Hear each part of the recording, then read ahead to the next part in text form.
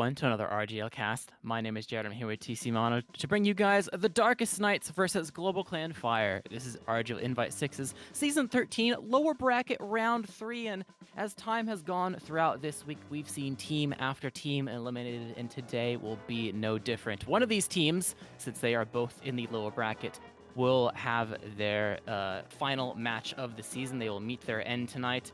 And what better way to show it than a rematch of the exact same match that maybe some of you caught on Monday. It's going to be not exactly all the players that you're familiar with, depending what you're expecting. There is going to be a slight roster change that we'll get into a sec, but I can definitely say that we're running it back on Process, we're running it back on Snake, and if we do need a third map, it's going to be Bagel once again. So definitely going to be really exciting to see. And loser out winner will move on to the loser grand finals, who will play the loser of Witness versus Froyotech, happening right after this BO3. So got a lot of TF2 prepared, but only, got to take it one BO3 at a time, but definitely going to be a jam-packed day.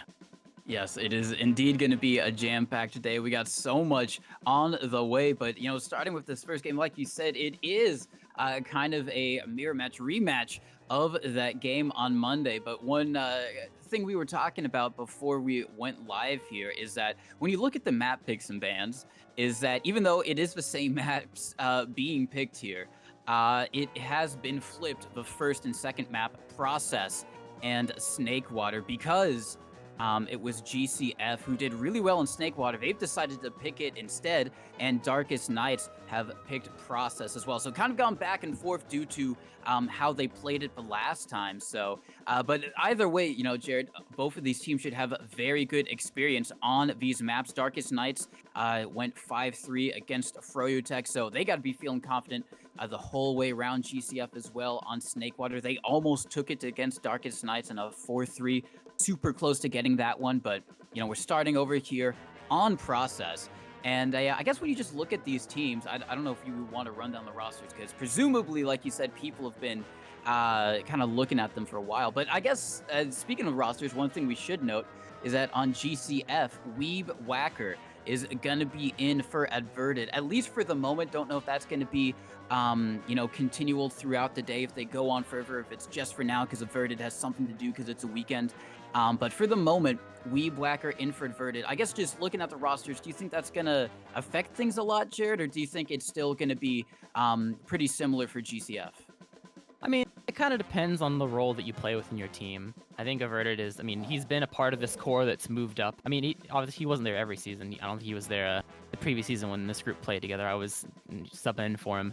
But, he's, even though Delman is kind of, you can get away with being like a supporty class. You don't have to be super duper core. The fact you, had, one dude be there for the past year of your group kind of playing together and then kind of subbed out, it can make a big difference, but it kind of just depends on the dynamic of the team and how important, is someone's presence there compared to there being a sub. So I guess only time can really tell, but we got to speed things along because I think we're reaching, it's time to ready up any final preds because we're getting underway really fast here. Yeah, we are getting ready extremely quick. This is going to be GCF versus the Darkest Nights, the start of the lower bracket semifinals. And whoever goes on to the finals. And then on the grand finals, I'm going to say it's going to be a win for the Darkest Nights, 5-3. But we're going to see as we go on to this first mid, that's going to be Saxophone making a little bit of space, going for an attempted damage onto Psy Guy, but none really connects. So both these teams going to be playing a little bit passive just to start things off. That's going to be Dingo making a bit of space going into the enemy team's IT, as both teams try and wrap around past their sewer, just taking the space as it's given to them. Looks like Dingo going to be trying to get some spam off onto the combo right here. Saxophone a little bit disconnected, but it's going to be Dingo, the first one who goes down. High five, goes in for a big bomb. He does hit some damage, but it's again going to be Sai. So 2 down now on the side of the Darkest Nights. Looks like they want to try and make a play onto Divine. He's going to be trying to surf away. We do have High five. He hits one rocket. It's not going to be enough. Gun can come in and try and clean things up. He's not going to do so. Ed cleaning him up instead, and that's going to be a first one mid for GlobalClan Fire. Yeah, Speedy dying at 96% there. So did not have the Uber to bail them out. It's honestly, that mid was a very nice tease for the concept of, if you win a map so hard you have to battle within yourself. Do you run it back and really expect to go, full on 5-0 once again? Or are you just giving the other team ammo to like, oh, we changed this, we changed this, we changed this, and all of a sudden we win? And I don't know about long term. We'll see how the rest of the map goes, but GlobalClan Fire definitely had that mid pretty much under lock. I was kind of curious they weren't playing as aggressive as they normally do as a team, and it definitely paid off. But the Uber coming in, we'll see if they're able to turn around off of the great mid they've had. They killed Dingo right off the bat. They ignored the gun fleece a little bit and did not play the cap time too hard, but they're going to give up Ed over on the side of the flank and almost Sax as well. He's basically dead. He's out of there at 2 HP. They tried to chase him down, but aren't going to be successful in that endeavor. But it seems like with the heavy on the field, things are looking pretty rough. Weed Whacker dying as well. Nice pipe from the side to side, and this is pretty much over. I mean, you got the soldier and Nest bombing in, salvage. Braga doesn't really connect anywhere, so overall, GlobalClan Fire, I mean, they got the kill on the soldier and the gun, but didn't get much more than that. And Cozy, they're pretty happy. Darkest Knights side getting really aggressive here. Good damage on a Sax, but gonna take this second pretty much for free. And they have Ubers as well to use, but just have to be careful about the Fancy Sun Sniper that is currently hiding inside forwards. Yeah, he is going to be hiding inside of forwards. Looks like High Five's going to be bombing forward. He does try and hit out a shot. It doesn't connect, and Darkest Knights should be able to get in onto mid. They did have Uber advantage. They still do, actually, but it is going to be closing out Divine almost at 90%. Yeah, they do bomb in. Can they go deep enough? They get to one, but it's not going to be enough. They all die right by it. Now the counter Uber comes out from Divine, and the rest of GCF, they're going to be cleaning up the combo of Darkest Knights. A few people still stuck in, one coming in through one. That's going to be Gungan. He does clean up onto Ed, a soldier bombing through. Going to try and get onto Divine, who surfs out. He's so weak, and he's barely going to be able to stay alive. That was a good attempt at a recollapse from the Darkest Knights, but the re-Uber coming in from GCF was just enough, and they kind of pressed for advantage a bit too thin there, Jarrett, on the side of Darkest Knights. Yeah, honestly, I think that's pretty expected of them from this much, that they're willing to take these very slim margins and try to push them anyway. They're a very aggressive team, and they're willing to take risks, and, it's not like they're in a bad spot where they're going to be afraid or anything, but very early on, you see a wipe there. Now the tables have kind of turned, although the aggressiveness from the side of GCF is a bit, off kilter as well. Soldiers giving up their lives. No Exosa class is up for the red team, and Ed at KJ Quad will be the final one to die in this skirmish. As Fancy Sun Divine, I mean, they had an ad to use, but the execution of getting into 2 is not quite what it needed to be. I think it went a little bit too far deep. Probably just tried to buy some space, but overcommitted too far. And just as quickly as Cozy found themselves in a really awkward situation after that wipe in that Uber, they're right back to owning mid, but this ad is still quite, at least a little bit in favor of the side of GlobalClan Fire. It is going to even out, which is why Cozy, I mean, they kind of want to stay, they kind of don't. Speedy at 99%, he has no heal target. This is over. I mean, Gungan, he finally goes back into IT, but they've lost so much space. They did not make a decision on whether or not they were going to actually try to stay and have a presence on mid with them barely getting Uber. But I mean, everyone else got out IT, but Speedy had no room to, and with that, it's going to be pretty much a free mid for GlobalClan Fire, and now it's up to them to try to break the stalemate.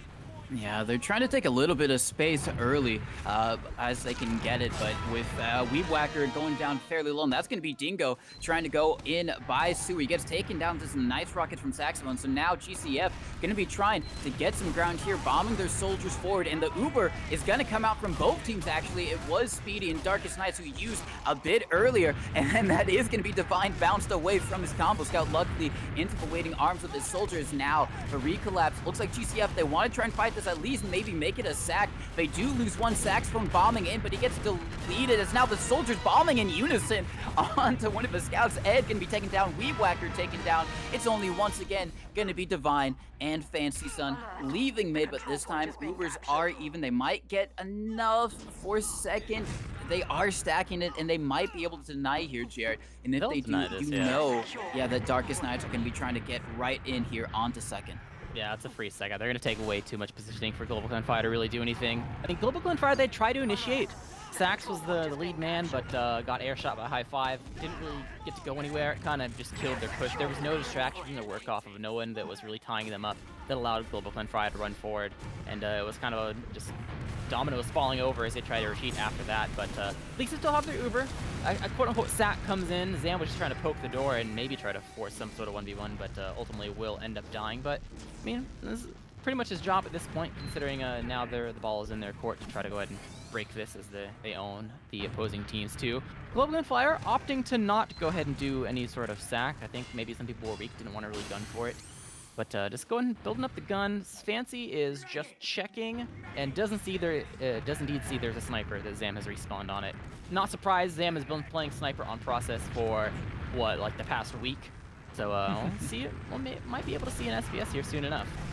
Yeah, gonna be making his way into lobby. Got the nice little present shoes on, which don't muffle his sound, but you know, maybe they should. Valve add that. But now he's gonna be looking in through one, gonna be trying to go in for a slow peek. They have spotted some presence there. Whether they've spotted him is a different story. Sticky's coming in, trying to deny him any space whatsoever, and they got the sentry gun. Divine's goal right here is to just try and stay alive. The counter shot comes out from Fancy Sun, so we've got a full-on SVS on our hands at the moment. Still, it is going to be the Darkest Knights in by one. They do spam down the sentry gun, so that might open a bit of space, but it's only going to be space for Fancy Sun to get the shot on to Zam instead. And if you're looking, folks, Zerlaw is Zam. I don't know if it's showing that way up on the screen, but It says Zam on the screen. We're all good.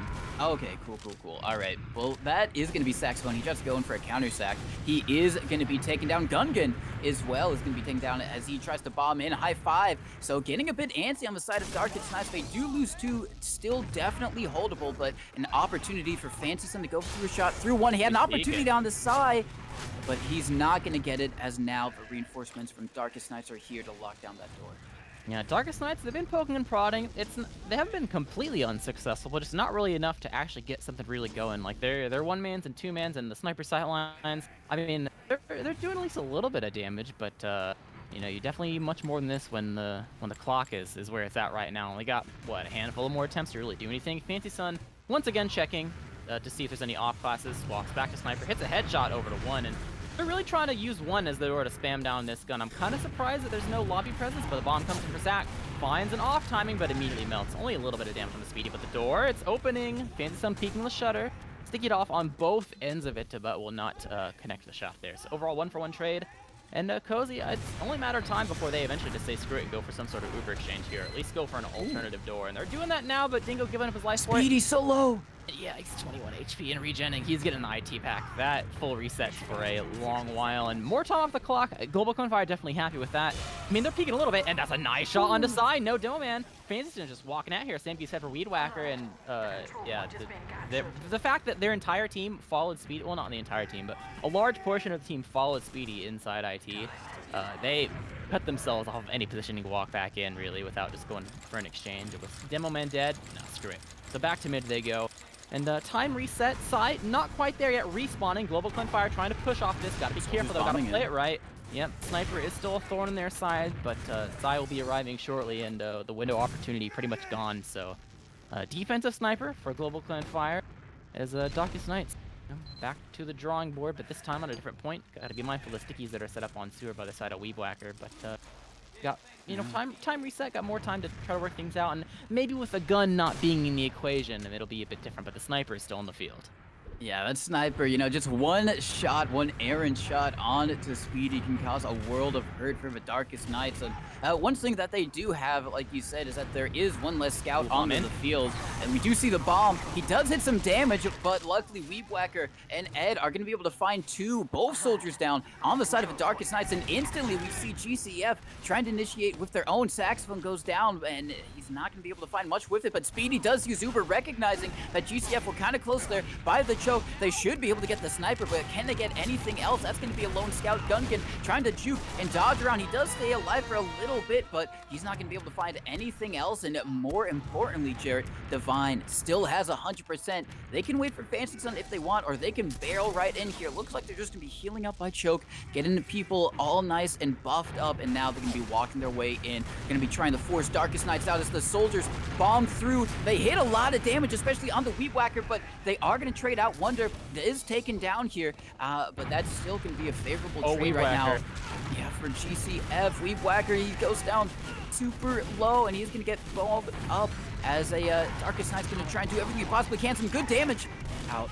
But Dingo's not going to be able to find the pick, and that is going to be a mid taken. And they still got Uber, Jarrett. They can still go forward if they want to. They could want to keep walking potentially, but it seems like they're just going to go ahead and slow things down just a tad. They probably figure that Speed's going to get soon, and they don't know exactly what he's at, so don't want to play it too recklessly and just want to play off the one player advantage. High five is on Sniper, though, so that's going to be a thrown on their side. But the angles aren't, I mean, you're kind of limited if you're not going to commit out of the spawn, so we'll have to see if that has too much of an impact here. Maybe you can snipe one of the soldiers out of the sky, but Cozy have no room. Gun will be, and Zam will be the first two to fall in quick succession. No scouts on the field. And Sax just barely escaping 35 HP. Weedwhacker's jumping all over the place, playing dangerously with his HP, but so far hasn't really been punished for it too much yet. But with no scouts, there's no gun, no nothing. GlobalClan Fire, they're on the move. I don't know if they're going to want to use their group immediately, but at least try to do something. But lose their demo man, lose one of their scouts. Divine really weak as well. As soon as they entered, they just three-man straight up, got nothing to show for it. So they are, I mean, they're going to be hard-pressed to actually hold two here. This is likely, and yeah, they're escaping. They know this isn't something they can deal with. So just crossing your fingers for maybe a Sax respawn for GlobalClan Fire fans. Will not receive it, but all that is a quote-unquote sack that Cozy can now move off of. Well, he's not quite there. Yeah, and the saxophone now here, so the moment or the opportunity that the Darkest Knights had is gone, but that doesn't stop Dingo from trying to do something. Yeah, that is extremely late. Makes you wonder if it was on purpose or maybe just a little bit accidental. Either way, that does give an opening now for GCF instead to try and get a little bit of a free sack of their own, and that's going to be Saxophone bombing in, doing exactly that. He doesn't find much damage. It's going to be a two-man. We do see a soldier in super deep. He does hit a few rockets onto Speedy, but Speedy was so far away, trusting his scout to get that kill, rightly so.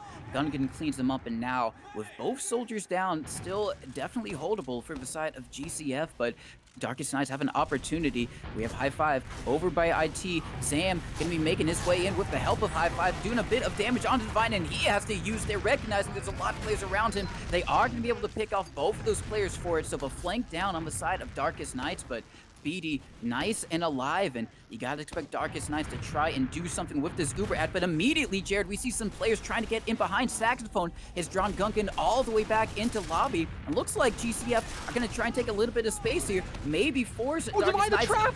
What? The trap leaving sewer. No Uber available for the side of GlobalClan Fire.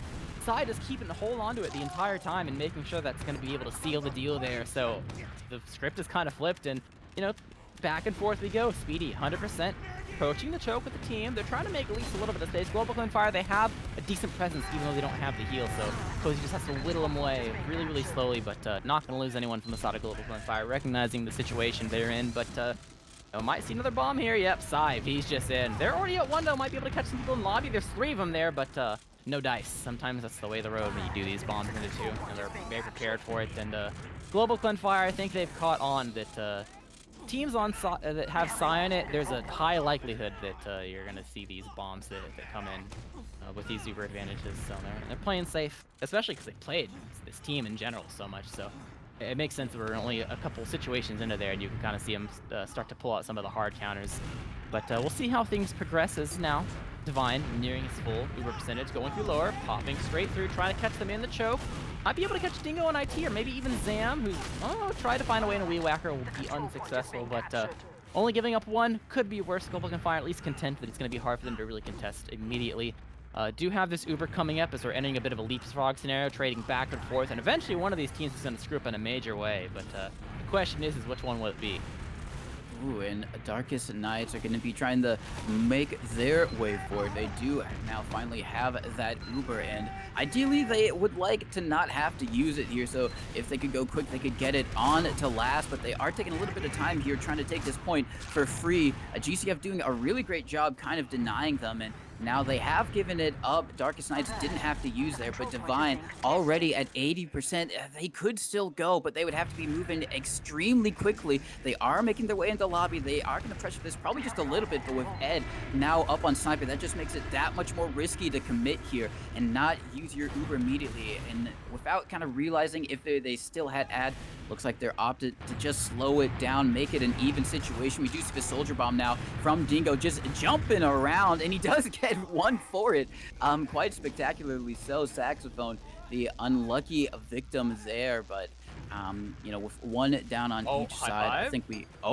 finds the we also have Zamin. Yeah, they just ran through one, able to take down the gun while it's still building, and they're going in while it's still a 5v5 scenario. This is why you see some of these teams don't go for the gun immediately when it's even on players, because they're afraid they're going to send in another sack. And I mean, the entry was clean for the side of Cozy, but wrong side of the map where GlobalClan Fire was holding, so don't get too much done really there. But with 2 dead, I mean, ample opportunity. Never mind. They just So eat much pipe after damage. pipe from the side. I think they both tried to walk up the stairs in upper lobby and just both ate pipes from side. So that kind of kills any sort of like counter attack or push or any sort of attempt there from GlobalClan Fire. But we've seen before they're willing to just chill and maybe go for a reset until Cozy go ahead and mess up in a bad way before. We haven't seen the reset quite yet, but first time for everything. But what's not going to be a first time is we have re-entered the SBS situation here on last. Not a whole lot of time left, but I guess we'll have to see what Zam respawns as catching a pipe there means it's going to be a little bit delayed before we see another result for the SBS. Yeah, it is going to be a little bit longer, but that does mean Fancy Sun has an opportunity to try and go for a hero shot if they wanted to. Was thinking about it through lower lobby, but opts to instead to play their life, and their life might be valuable as now Zam has come up on the spy. He's disguised as a enemy scout. I thought he was going to do the... Oh, okay. He is Dead Ringer. What? Interesting. So he's going to be going Enemy in. scout. They got to know that, like, know. the scout doesn't move that slowly. He should have gone in as a soldier, right? Yeah, no, he just wants to pistol someone from a weird angle. And he has now walking down. He has an opportunity. He gets a stab off. He gets the force. Oh my God. High five. That- He Wii after as well. He just wanted an alternative angle. I bet that was deliberate, but the shots coming from Wonder and Fancy Sun taking people down as well. So Cozy had to give up a lot for it.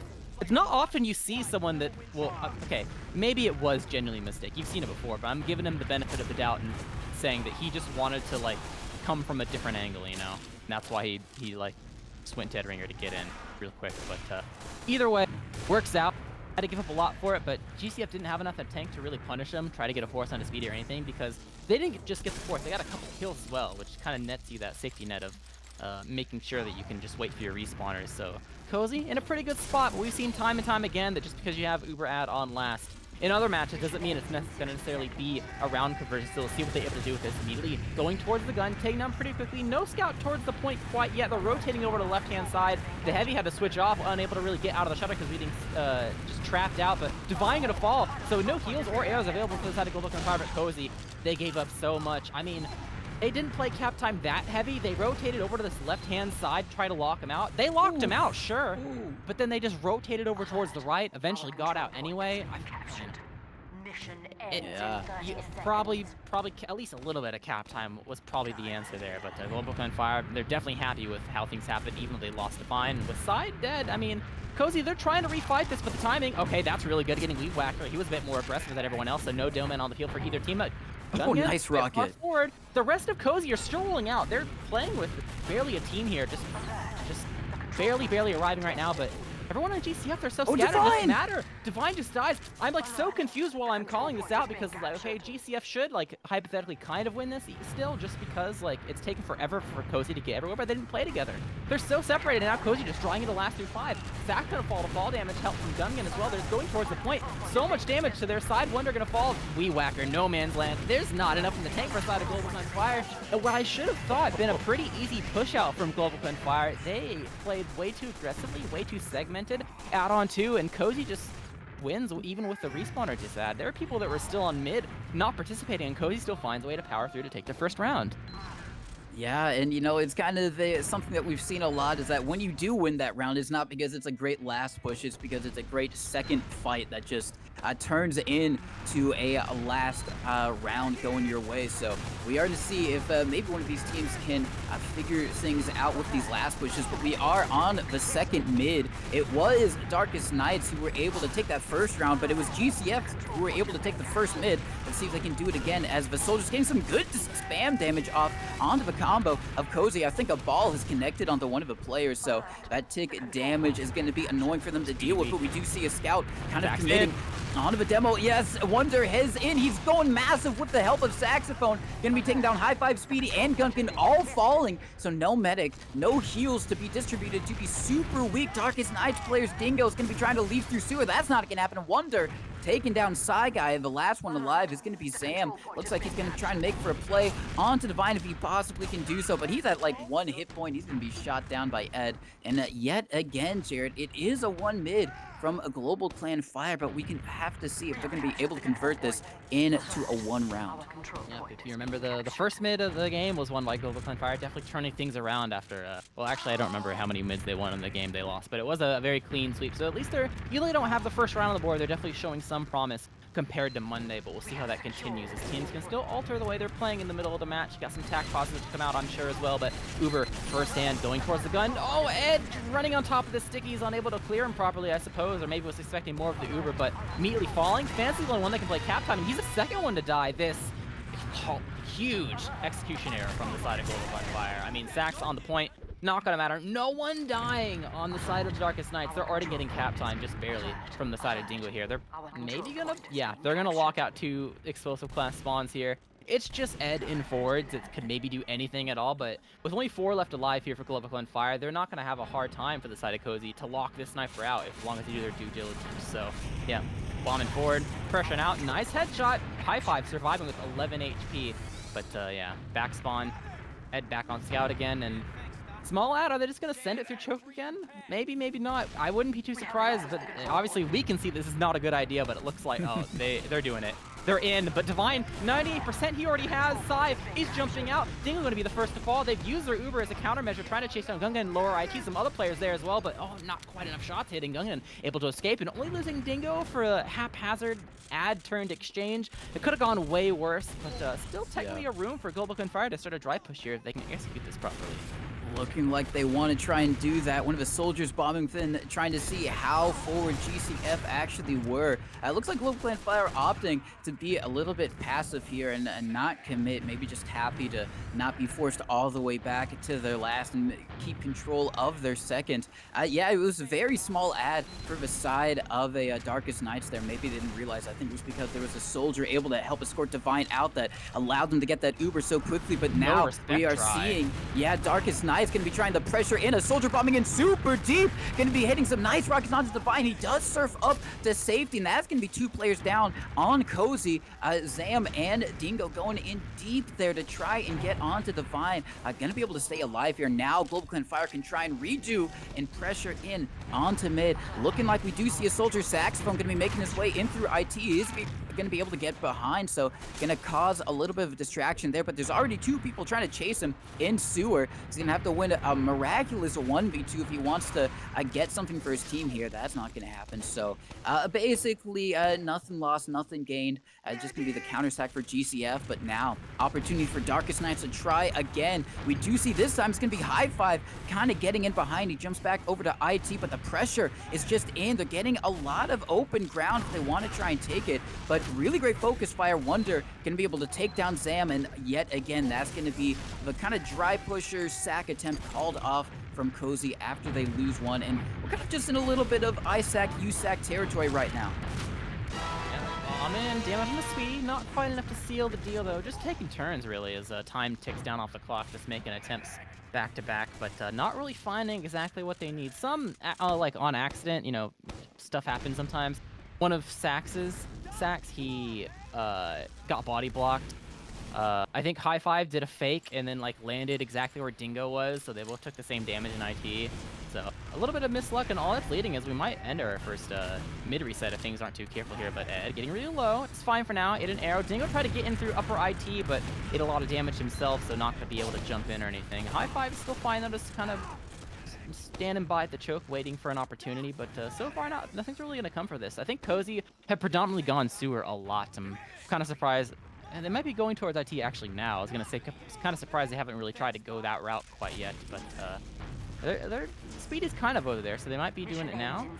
See how they position themselves. Their heals are still at choke. They're just sending 3 IT to bully Sax out, at least get him damage. He's pretty passive, so they're not actually able to get too much damage onto him really, so still not that much to work off of. BD's rotating over to the IT area to buff them up. They're still not really doing anything. They're definitely just talking about how exactly they want to do this, because obviously just sending a person in or trying to get someone behind is not really working out in their favor. You know, you only have so many attempts here, and this is probably going to be the last actual real sack attempt, and for that reason, Might be a big one. Both soldiers going in. Ooh, nice air shot. Air shot, and then a body block for onto Dingo. No one can catch luck here with any of these. Like, the air shot really good, but the other soldier just got straight up body blocked by a scout. Like, what are you gonna do? It's the way of the road sometimes. But that's the fact. This is the mid reset. I mean, they'll still try to go for some. Market Garden doesn't quite hit the mark. Divine eats a little bit of damage. It's fine. Sax putting the pedal to metal. Missed the air shot into side, so he's a-okay. And yeah, that's gonna be pretty much it. There's no overtime, so it's just gonna go ahead and end things right there as we go on to a third mid. So it's gonna be interesting to see how the mids. If this ends up being the trend, then people are going to be, I guess GlobalClan Fire in particular, are going to be happy that so far it looks like they put some decent care into their mid fight so far, but it's might be a bit early to say because we've only really seen 2 of them, but who knows, maybe third time's a charm for the side of the Darkest Nights, you never know, but it is going underway right now, so we'll eventually see what the result will be. Yeah, as a very unfortunate for the side of Darkest Nights that they weren't able to convert there, but once again, GCF, like you said, have won the past 2 mid fights, but this time looks like the soldiers on Cozy are getting a lot more aggressive. Great serve from Divine. He tried to stay alive. He's not going to do so. 2 fall on the side, 3 fall, 4 fall, and now the Speedy falls as well. Everyone falls as Gungan is soon to be cleaned up, and wow, that was really great initiation from the soldiers on Cozy. The recollapse from GCF was just monumental, and now they've got, once again, a really great shot as they win mid again. They're not going to have the Uber advantage that they had last time, but, you know, if you can consistently be winning these mids, Jared, at the very least, that gives you such a greater fighting chance in this game. As we see Darkest Nights, they want to try and keep hold onto the second. They will be able to do so because their heals are getting there much sooner.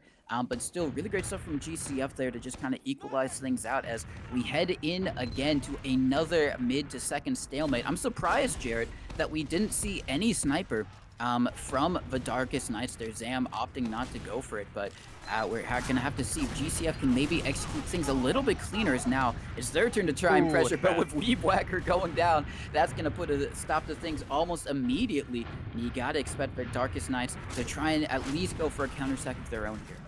Yeah, I think if enough mids go on where the Darkest Nights aren't able to come up on top of things, you will eventually see the Zam sniper in the mid. We've seen it all week so far in process, but Zam getting a bit weak on their entry. Gotta be careful, will be the first to fall for the side of Cozy trying to run in here. They didn't try to just go for a counter sack. They've opted to try to bully their way in, recognizing that GlobalClan Fire is actually playing relatively passive after they go ahead and do these sacks, so the chokes are a bit more free to enter, but are unsuccessful there. Now, if it's a late-ish death, they're trying something, maybe a 2-man. Edson from lower IT, a lot of damage on the side, so has to back up, means the choke is relatively free. Bomb from high 5, just a fake, not committing a lot of damage to the Fancy Sun, will certainly die. Gives up his life for it, though, so overall 1 for 1.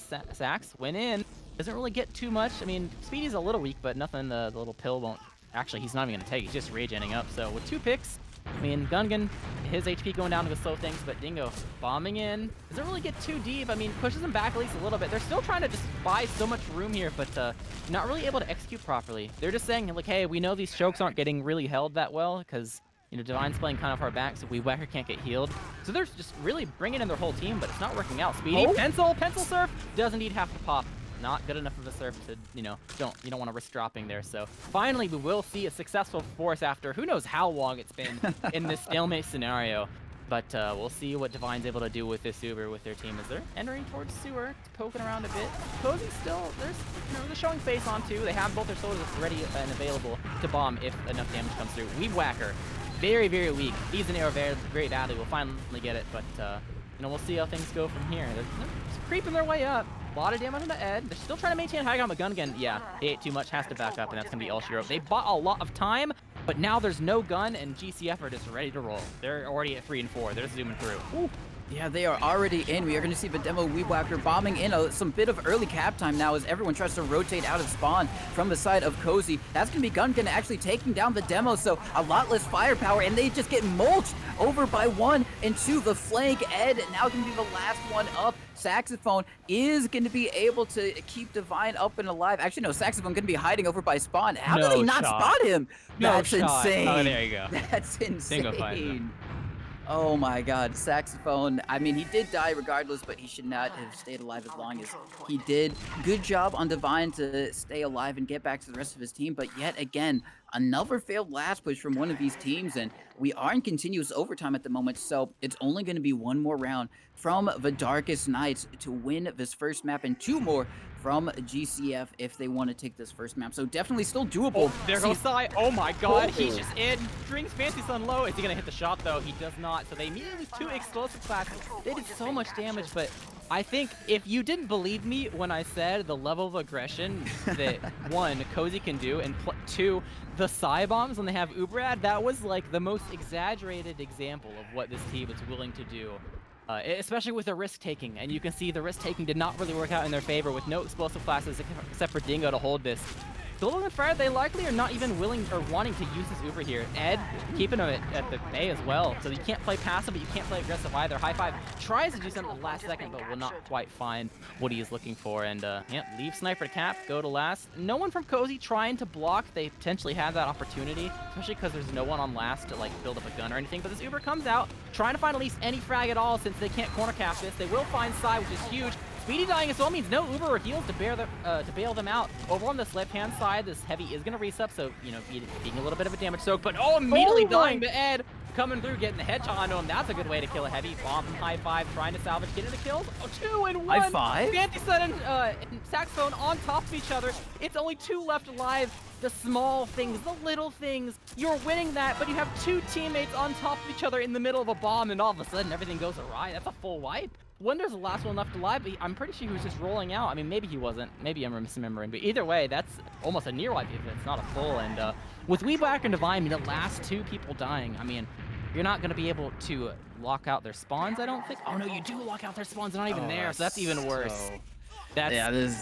Yeah, it's so worse. That's so unfortunate for the side of GCF, but really great stuff from Darkest Knights to be able to hold that. That's going to be Dingo getting stuffed in that doorway. There was so much concentrated spam there. He tried to rocket jump out of there, like skip jump, and he just got absolutely denied. So they're going to have to think again about how they want to try and push this. Probably going to wait for their Uber, actually, before they fully commit, because they're already at 90%. Divine going to be able to get to around 70. So if they delay long enough, they might be able to get for mid. A Soldier going down super weak is definitely a great way to try and delay. It's so many weak players, actually. Dingo going down fairly low is going to have to get a pack, and now Divine almost at 90%. They are going to have to back out because they don't just have quite soon enough, but you know that they're going to be able to get for second. So great delaying from GCF there to get now for their own second, but it's just a bit unfortunate for Cozy that they chose the wrong doorway, and now because of it, they're going to have to figure out how, yet again, they break the second hold. Last time, kind of the one-mans weren't really working out. This time, we're going to have to see if maybe they can opt to do something a little bit more creative to try and break things up here, Jared. That's pretty good for the side of Cozy, recognizing that this time they shouldn't have just popped straight through. Bomb come from Dingo. Divine surfing 27 HP is fine for now. Divine is traditionally a I'm gonna leave IT type of medic, and when that happens, that kind of kills any sort of bomb. So remembering that from the previous match is pretty good in their favor. But Sax bombing in, no damage onto Speedy, so we'll not really find too much there. And I'm getting a little bit of deja vu here. Hopefully, you know, maybe that was the second Soldier death in this, maybe third time's a charm. We'll see what the Darkest Knights are up to. Is Dingo and IT, rest of the team around the choke and sewer area, just spreading out properly. Buying some, you're getting a lot of room actually. Holy, Weeb Whacker, so they're actually just going for Weeb Whacker. Pop into the air, pencil it up, dies to fall damage. So no Doman available to side. Very, very aggressive. Doesn't actually take too much damage. Now see Ed that's gonna die. He went forward to try to clean up on any damage that was done, but there wasn't really that much done in the first place. But Uber exchange coming out. Actually, Fancy Doan doing a really good job. Gun Game gets dropped. This Uber is not looking good for the blue team. Divine takes some damage. Oh, does indeed pop. Doesn't want to disrespect Zamley a little bit too much, but Dingo caught in the doorway. Will get gunned down. Takes Weed Whacker with him though. Not bad there, but Speedy so weak. Wonder gets the damage on the side. Saxon gets the kill. High five, salvage. The surf around the rock can't find the sight line onto the med to be able to get that final rocket out. And it's just Gungan left alive. And that was almost, you know, that was almost pretty bad for the side of GCF, but they cleaned up at the last second to find themselves in a good spot here. All off of that Uber exchange. Fancy Sun went in, did the damage. I don't remember which scout was in that Uber for the blue team, but they did not They did not do enough damage at all. That's the way of the road sometimes. But free second, the headshot will help things. You know, slow them down at least a bit, but not going to be too much at the end of the day. So add for the side of GlobalClan Fire. Zam on sniper behind the gun, so it's much harder to spam as you're continuing to build up the rest of this Uber. And yeah, he has a sight line on it now, so the spam will go ahead and stop. But it's only a matter of time before they go ahead and pick a door, and it's looking like it might not be 3 and 4. They're looking like it might be 2 or 1. See where they begin to move. Oh, it's looking like a 1. They want to go 1. Oh, nope, changed their mind last second. Nope, never changed their mind last second. Keeping us on our toes, but looking like it's going to be a class 4, and here they go. Bombing in, gonna be trying to take down the sentry gun as soon as possible. This is gonna be fancy, son. He gets on the point, but the stickies weren't cleared. Oh, that's so unfortunate. Yeah, they do it fairly often, and now they're just all caught up. And they're all gonna die if the soldiers bomb. It is a meat grinder. Unfortunately, if you're a GCF fan, it's gonna be them on the menu because Cozy has successfully held. But can they keep their medic alive? Speedy hits the surf to just barely dodge out on that full maximum rocket. And great last-ditch attempt from Wonder there, but unfortunate for GCF that this has been a few last pushes, Jared, and like you said, it just always goes wrong. It feels like a scout dies early trying to get some cap time on the point, or the flank just kind of gets bodied by some of the Cozy players, and it's been it means, yeah. So they gotta figure something out. Give more Uber from Divine onto these scouts, or change the way that you're gonna play the last or something, but gotta go back to the drawing board when it comes to corner capping. But Uber comes out, doesn't really get too much, and Cozy trying to, you know, they're trying to keep GCF on their toes. Last time the drive push worked really well, and I guess maybe they tried to play some mind games to say screw it, just go ahead and bomb in, classic them style, but does not give them too many favors here. It kind of just gives GCF an opportunity to run in here. Careful of the traps and the soldier bomb. They're definitely bombing the first person in on a lot of these force attempts, and they're successful at that. Able to kill Wonder. Zam kind of behind. Might die, actually still lingering. Ed will be able to clean up that frag, and everyone else on the side of Cozy really weak except Sai, so I'm kind of surprised that only Zam is the death there. But GCF only losing 1. They get this cap. Leapfrog back and forth. I mean, in these situations, you can't, like, it's kind of whatever. Like, you aren't too happy that, like, you know, you didn't get way more to get yourself out of this leapfrog situation, but it could have gone way worse at least. So at least there's that. So you're really banking on the defensive screw up here. You can't be too mad about that bad of an offense unless somehow you're dropping everyone. But oh, they're full sending it again. Here they go, double explosive. No scouts need to catch them out. They don't think they need it, but everyone's just jumping out. So much damage. 3 red health players, no frags. Yeah, it seems to have happened 2 times now. The Ubers have been used in a lot of damage, but not concentrated enough to be able to get the pick. So it is kind of a pure leapfrog scenario, but this time looks like GCF, they want to try and get in here before they have Uber just now, but they are going to get it. But Wonder, yeah, he does die. They want to try and get him without having to use, but they are going to have to use. Can they get any picks? 1 high five by Sewer is going to be collected. Can they get any more? It doesn't seem like they're going to be able to, so still a great opportunity for Cozy to immediately try and get back in with their own Uber, almost at 80% again. So it seems like, you know, these teams are kind of locked in a new type of stalemate, you know. It's really, really amusing. It's very obvious that both these teams have their own way, their own mantra of like, this is how we push process mid, and both are just failing. But bomb comes in, gets juggled by stickies right there at the right time, and they get nothing. They try a different door, but it doesn't matter. I mean, I guess someone saw the cross in the sewer, so we whack our sticky at the last second. And I mean, at some point you gotta, I don't know, maybe copy what the other team is doing just to change things up. But, oh, okay, GlobalClan Fire's doing it. They're gonna pop straight through after milking for so long.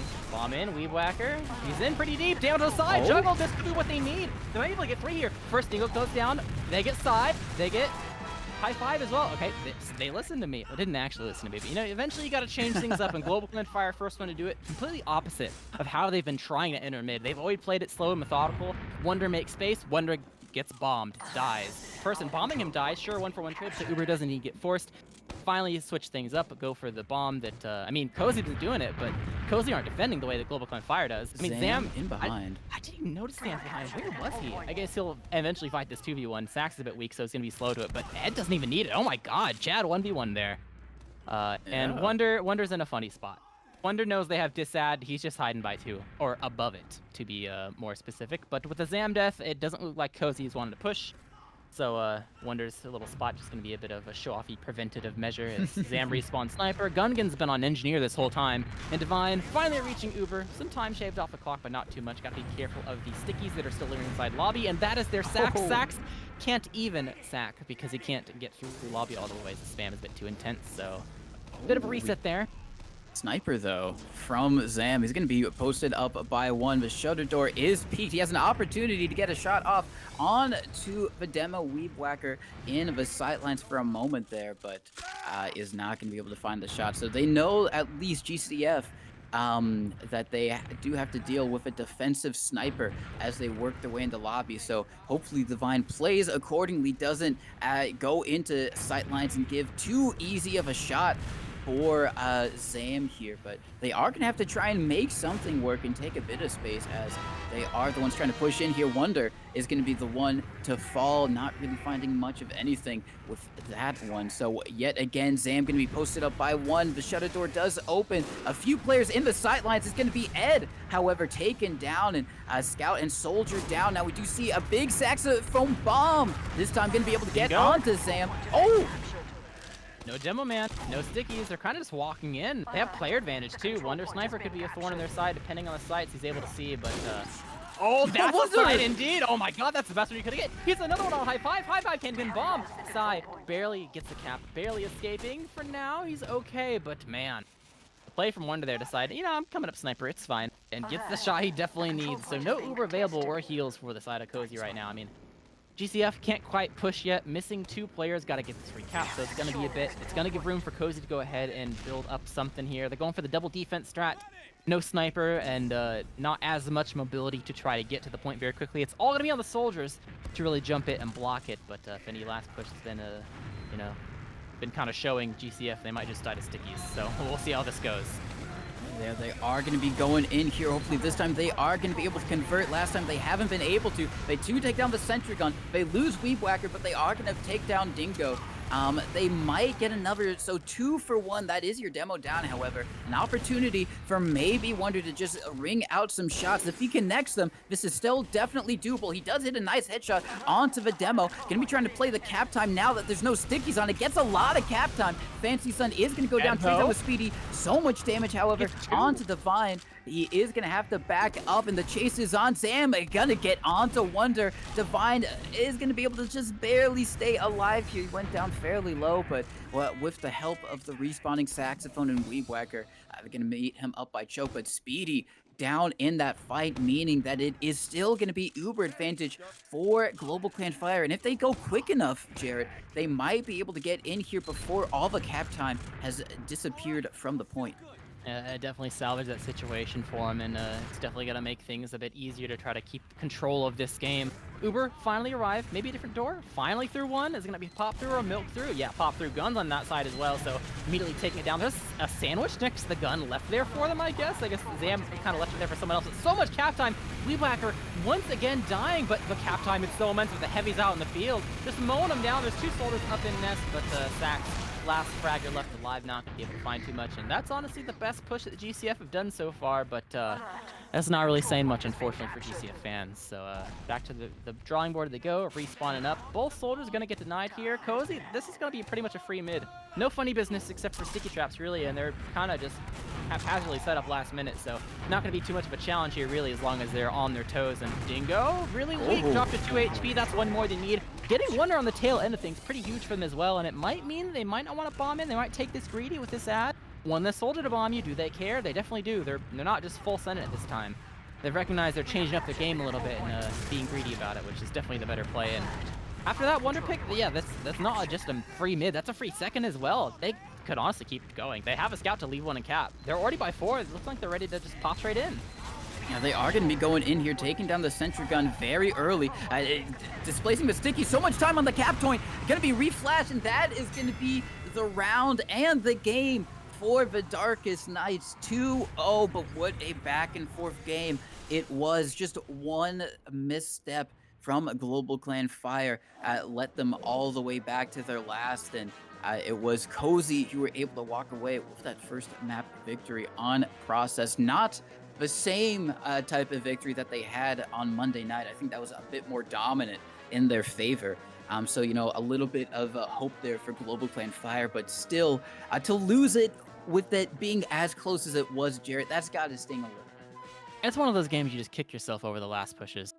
Like, you think about the opportunities that both teams had to try to actually collect rounds on their side, and the opportunities I don't think were that dissimilar, really. Especially considering, like, you had the mids on lock for the most part, or if not all of the mids. There was only so many on the side of Global Clan Fire, but occasionally we run into some of these matches. Sometimes, it's a singular thing can set you back. And it was looking like for the Darkest Nights, the singular thing was the fact that they had the mids flipped over on their heads. But at the end of the day, that doesn't matter if the leading position is unable to turn into a round conversion, which, Global Clan Fire, they'll have to figure out if that's going to be a thing that's going to end up finding themselves happening in Snakewater as well, or if that was just, a process particular thing, but only got so much time as, still got more maps to play here. We do still have more maps to play. It's not all over for Global Clan Fire. You're exactly correct. As we go, like you said, onto Snakewater, and I'm expecting to see, one thing, at least for them, is that if it was as close as it was on the map pick of Darkest Nights, then presumably that means there's a very good shot that Global Clan Fire are able to take this one. I didn't watch the last match. So I'm not sure why it was as close as it was. Maybe we can go into a little bit of that. But one thing that definitely appeared to me on process was, they did play that game, both of those teams together. And, Darkest Nights picking it, it was a 5-0. They probably felt very confident on it. But you kind of said during the midway through the match, Jared, that, a kind of a folly of picking a map that you kind of steamrolled someone on is that you might be too confident on it. You might be a bit lax. You might think that you've got everything under control, but that was not the case for the Darkest Nights. They had their strategies kind of countered a little bit, especially on mid, at least by Global Clan Fire. They had definitely kind of gone into the workshop and at least identified that part of the game plan and caught the Darkest Nights out a little bit. So I wonder if we're going to see anything here. Presumably both teams have had kind of gone into the workshop for this map because it was a very close game. So I'm going to be excited to see who has out workshopped the other just a little bit. But at least looking back to that previous map, because it was the exact same teams fairly recent ago, what was it that kind of gave GCF the edge and made it as close of a game as it was on Snakewater? Was it their mids? Are we going to be seeing some nice kind of double bombs over from Saxophone and Wonder? Or kind of was it overall the team play? Or was it just, Darkest Nights messing up, which is also a factor? Well, it's always a bit interesting with the side of Darkest Nights in their matches and a lot of their matchups versus equally skilled teams, because they're such like a high risk, high reward team, and you can see it like there's plenty of examples in pretty much any map you watch them play. That can lead them to complete dominance because they're playing by margins, by which other teams wouldn't. So they kind of just end things pretty quickly then and there. But there's also, we also saw just last map, they're making moves with the tiniest of advantages, and it just kind of ends up abysmally occasionally. So it's a bit of a balancing act, and sometimes you have these matches, I think, where, maybe it can get a bit close. But I think the one thing that you could definitely say very statistically that carried over, at least when you reference the previous Snakewater game, is the mids weren't dominant. It was pretty much shared as equal as it could be. I mean, it was 7 rounds, so, 7 mids, I'm pretty sure. But it was like a 4-3, I think, in Darkest Nights' favor when it comes to the mid fights, which is also for the actual game. I don't think they matched up perfectly, per se. It's not like you win a mid, you win the round type of deal. But it definitely shows that they didn't have Snake completely unlocked, which, I mean, they're the team that picked it, so it was probably maybe a bit of a surprise for them because they, I mean, it's not all the time. You pick your map, you're probably pretty confident in it that you'll be able to get a pretty convincing victory. So, I think this is probably going to be interesting to see how they go back to the drawing board, because process for them, from their perspective, it was a 5-0. I mean, there's not much to really say about it. They probably don't have to think about it too hard. Maybe they can I wonder how they're going to change stuff type of deal. But other than that, there's not much to say about. But now we enter Snake, which is a team won or lost, depending how you look at it, by 1 round. There's plenty of things you can look back and critique about, especially when you see in the pick bans that, you're running back on this. Although I will say that I think these pick bans happened relatively recently, so it's not like you had like, oh, we had days to demo review this or anything, you know. You have like shower thoughts about it. You talk about it after the game on it was so close and you know why was it that close, etc. etc.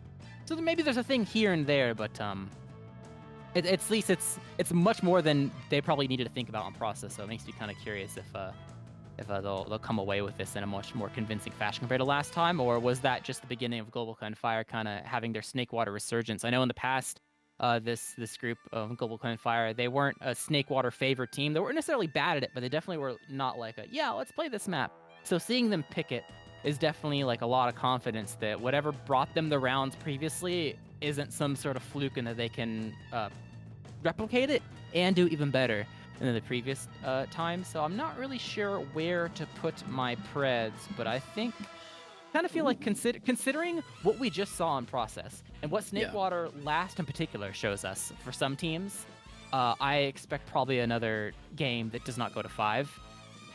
That's fair. Probably pretty close. I'll say like a Darkest Nights 3-1. Ooh, okay. I am gonna have to agree with you. I think that a Snakewater last can be a little bit of a beast to deal with, especially when it's an even Uber scenario. Kind of taking down that gun and sacking in can be fairly arduous if things don't always go your way. And I think, you know, I'm going to give some hope. I'm going to believe in GCF. I'm going to say they take it. It's still going to be a slow game, 2-1, or at least a very back and forth game, whether that just means that there's a lot of action on mid and second and not so much on last. I guess we're going to have to see. That'd be the ideal outcome for such a low-scoring game. And we know we had a little bit of that on process, a lot of leapfrog action, a lot of back and forth gameplay. But, you know, it just kind of shows that both of these teams are playing, you know, fairly, well, not super conservatively, because we saw Darkest Nights just kind of bomb in at some points to mixed effect. But, you know, they're really just trying to win it here because this is a knockout game. One of these teams is going to be going home after this one in the 4th place. Definitely respectable, you know, to be 4th out of 8, you know, in the top half of the division. But, you know, everyone always wants to get 3rd. And it's definitely doable for both of these teams. It's not like it's a super monumental task. I think both of these teams came into this match kind of thinking that there was definitely a way they could walk out, at least guaranteeing themselves 3rd and going on to the lower bracket finals before we head on to the grand finals as well. So both these teams definitely want to win it. If you're GCF, you want to win this, take it over the bagel. And then if you are Cozy, you kind of want to wrap things up here because after this, they still got to play another best of 3 if you're the winners. So, you know, it's not all complete there, I believe. So at least you get a break at least, because the other BO3 is the 2 other teams. But you will have to, you know, you got to show up Sunday again. You got to make sure you know don't use all your energy on one day, you know. Yeah, so it's a definitely still a lot of TF2 that we have in the weekend, even if things here and we are denied another map. But I guess one thing that I am going to be interested is in, do you think that if we're going to see like any kind of like off classes, especially on second, because we saw a little bit of it from Zam and a little bit of it from Wonder as well. But do you think we're going to see any kind of sniper shenanigans going to be trying to break in onto second or defend second? It is, you know, kind of doable on Snakewater. We see a lot of it on last, but it's not kind of like the sniper to mid map that maybe processes. Yeah, maybe a little bit just because of the players in the server. I think like Wonder and Zam are definitely players that just have like, I want to play sniper for a life. I'm feeling it, you know, let's just do this, you know. But the architecture of the map definitely doesn't lean into it as much as process did, so probably not as much, but maybe just here and there depending, throwing things out there. But we are going live to the first mid of Snakewater between Darkest Nights and GlobalClan Fire. If Darkest Nights win this, they move on and get to minimum 3rd, and GlobalClan Fire is out. While if we have a GlobalClan Fire victory here, we are moving on to Bagel, so we'll see how things kick off in the first mid here as both teams have finally arrived. No one's playing particularly fast. Both kitchens are empty. A little bit of spam back and forth, and actually no fakes right off the bat either.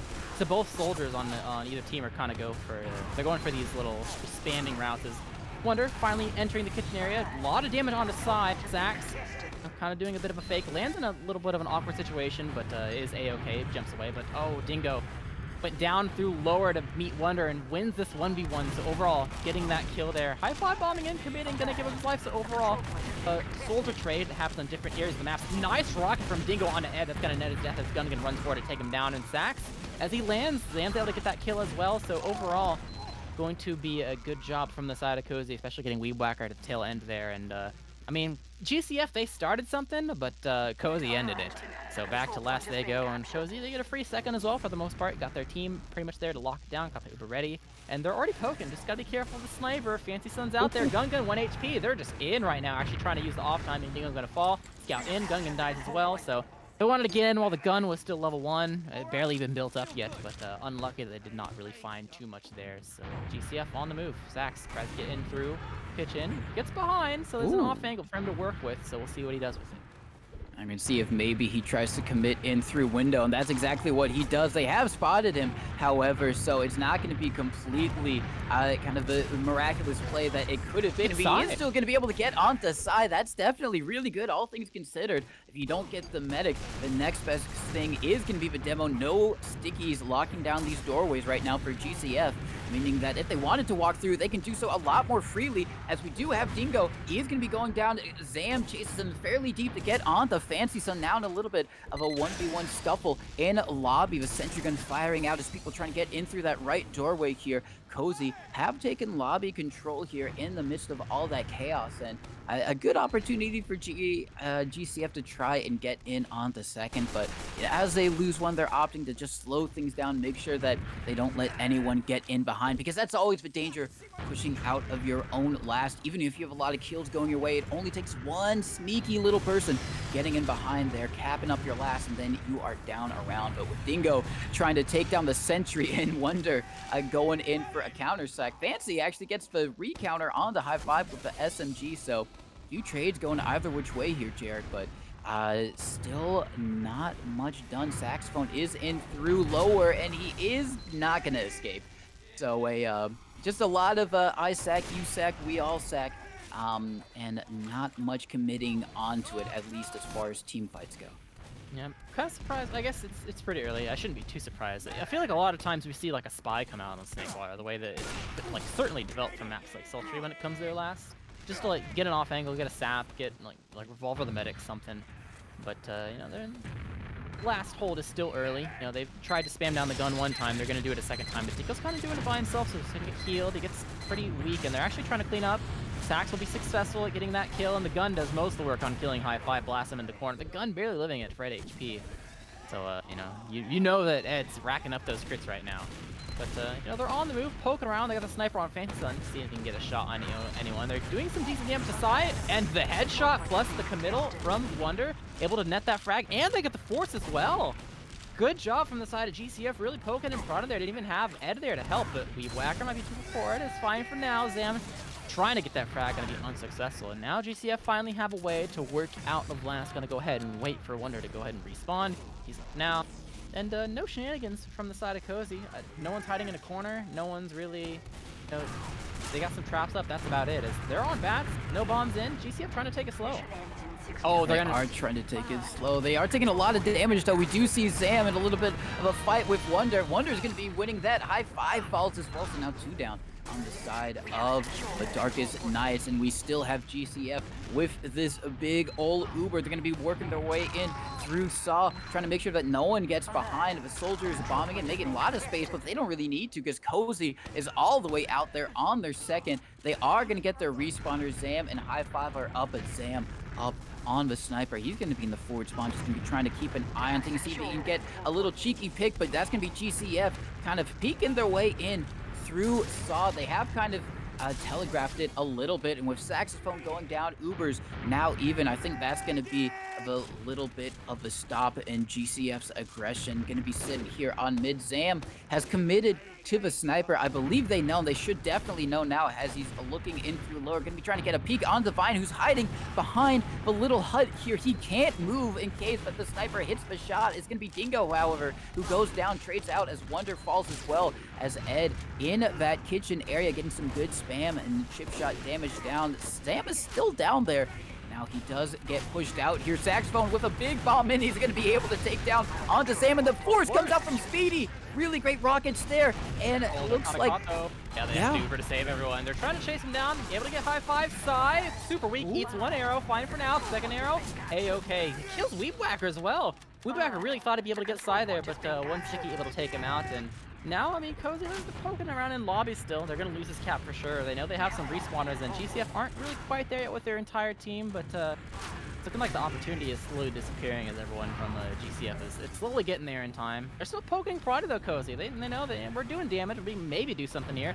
Scouts are finally in. Faint's on half HP, has to back up a little bit. Same can be said for Wonder, who's getting more passive, but Gungan got to be the first to fall in this endeavor, and this is not going to work out too well. Wonder bombing in, maybe finding Speedy, 40 HP. Does not find the frag, so a bit ambitious from the side of Cozy, almost heavily punished for it. And you can see they're continuing to trying to play by the slim margins of which they have to work off of. But overall, just a 1-for-1 ad for the side of Speedy right now. So they could go for it, but Sax bombing in, damn it on the Speedy once again. Fancy gonna be the first to fall. Overall, just a 2-man. No, 3-man. Ad popped up straight in the air, gets shotgunned down by Gungan, who's on Engineer, and Ad is probably slowly gonna dwindle away, but he still pushes 3 picks. And yeah, Divine and friends, they're not even there. They know that they can't play too aggressive or they're gonna get flanked by the Saw side, so out into lower they already are. They can't block the forwards for the side of the Darkest Nights, but they can go ahead and reclaim their own second of their own. And Ed has respawned and walk out of the forwards as Sniper.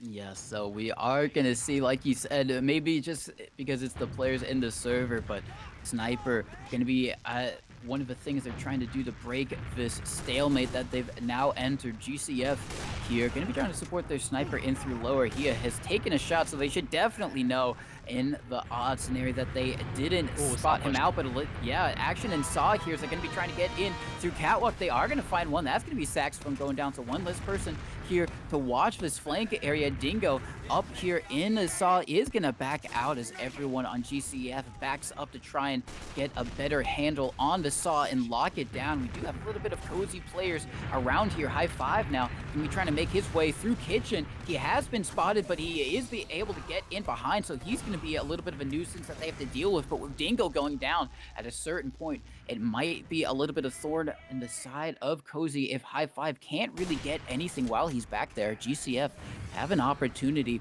to go forward here, but they do always have to worry about High Five. Going to be pressuring Saw here. Question is, can High Five recollapse onto these players, or is he going to be stuffed just a little bit? Ooh, Wonder misses the window to get back into Saw and will eventually die. And High Five really close now at the Saw entrance. Sax is going to duel him just a bit. They're able to get enough damage on him. Ed's able to get the kill. So overall, just a 1-for-1 trade. High Five making his way over as Wonder tried to make space, but neither really finding what they were looking for. But oh, the Psycho Uber exchange in lower. They found a family Uber. Pretty good for the side of Cozy despite using first. They got a lot of damage on the Weed Whacker, but you're not really going to get much more than that, so unable to use it as a tool to break themselves out of a bad situation now if the Sniper gets a lot of room, but they're over towards the Saw side, so rotating over.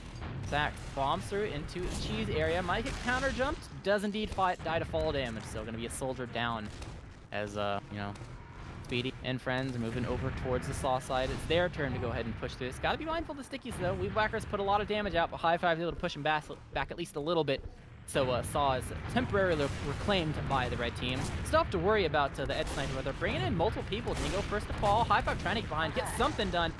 Gungan as well, getting really aggressive, but they're just kind of dropping like flies. Gungan might even die, maybe? Nope, not enough damage to be able to connect onto him. But giving up both your soldiers for that? This has got to be the Uber of a lifetime if you're holding this. Because you can't play passive against a Sniper, but you got to play aggressive in a way that's not hyper-predictable. So we'll see how they begin to do this.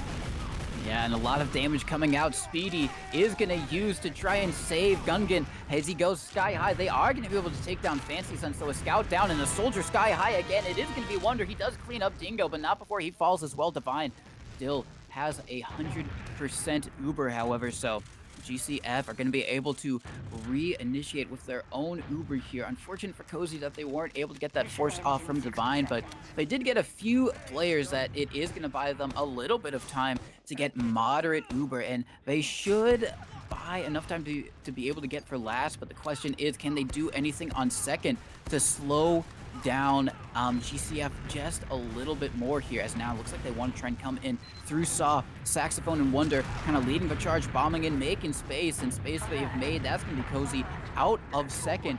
Speedy already at 100%, but they're two down. That's going to be Dingo and Sam Yeah, really great pipes and explosives coming out here. Weed Whacker does fall, so going to be a bit more tenuous if GCF want to commit with this, but it looks like they are going to try and do so. Saxon goes in, but with him falling, that's definitely going to put a stop in their plans here, Jared. Yeah, definitely trying to be really aggressive there. You know you got a free second, so definitely want to do something while there's still no gun at last. It ended up being a 2-for-2 trade, but Cozy, they're trying to make some moves with Sax being dead. They get a lot of damage, but it's going to be Gungan the first to fall. They're actually fighting over near grass, able to get at least a little bit onto Divine, and second bomb comes in. Does indeed get the fourth, but they gave up 3 for it. No, they gave up 4 probably. Dingle will certainly fall. Nice air from Sax to seal the deal as it's just Sai and Speedy alive. Definitely see this rotation come in for lore, but you gotta get the force, or you gotta get the kill on Divine and block point. Not gonna happen. It's forced. Sax just jumps away. Pipe does not quite connect, and that's gonna be a demo man solo for you. It hurts sometimes, but good plays from the side of GCF to make sure that they're able to get out of that cleanly.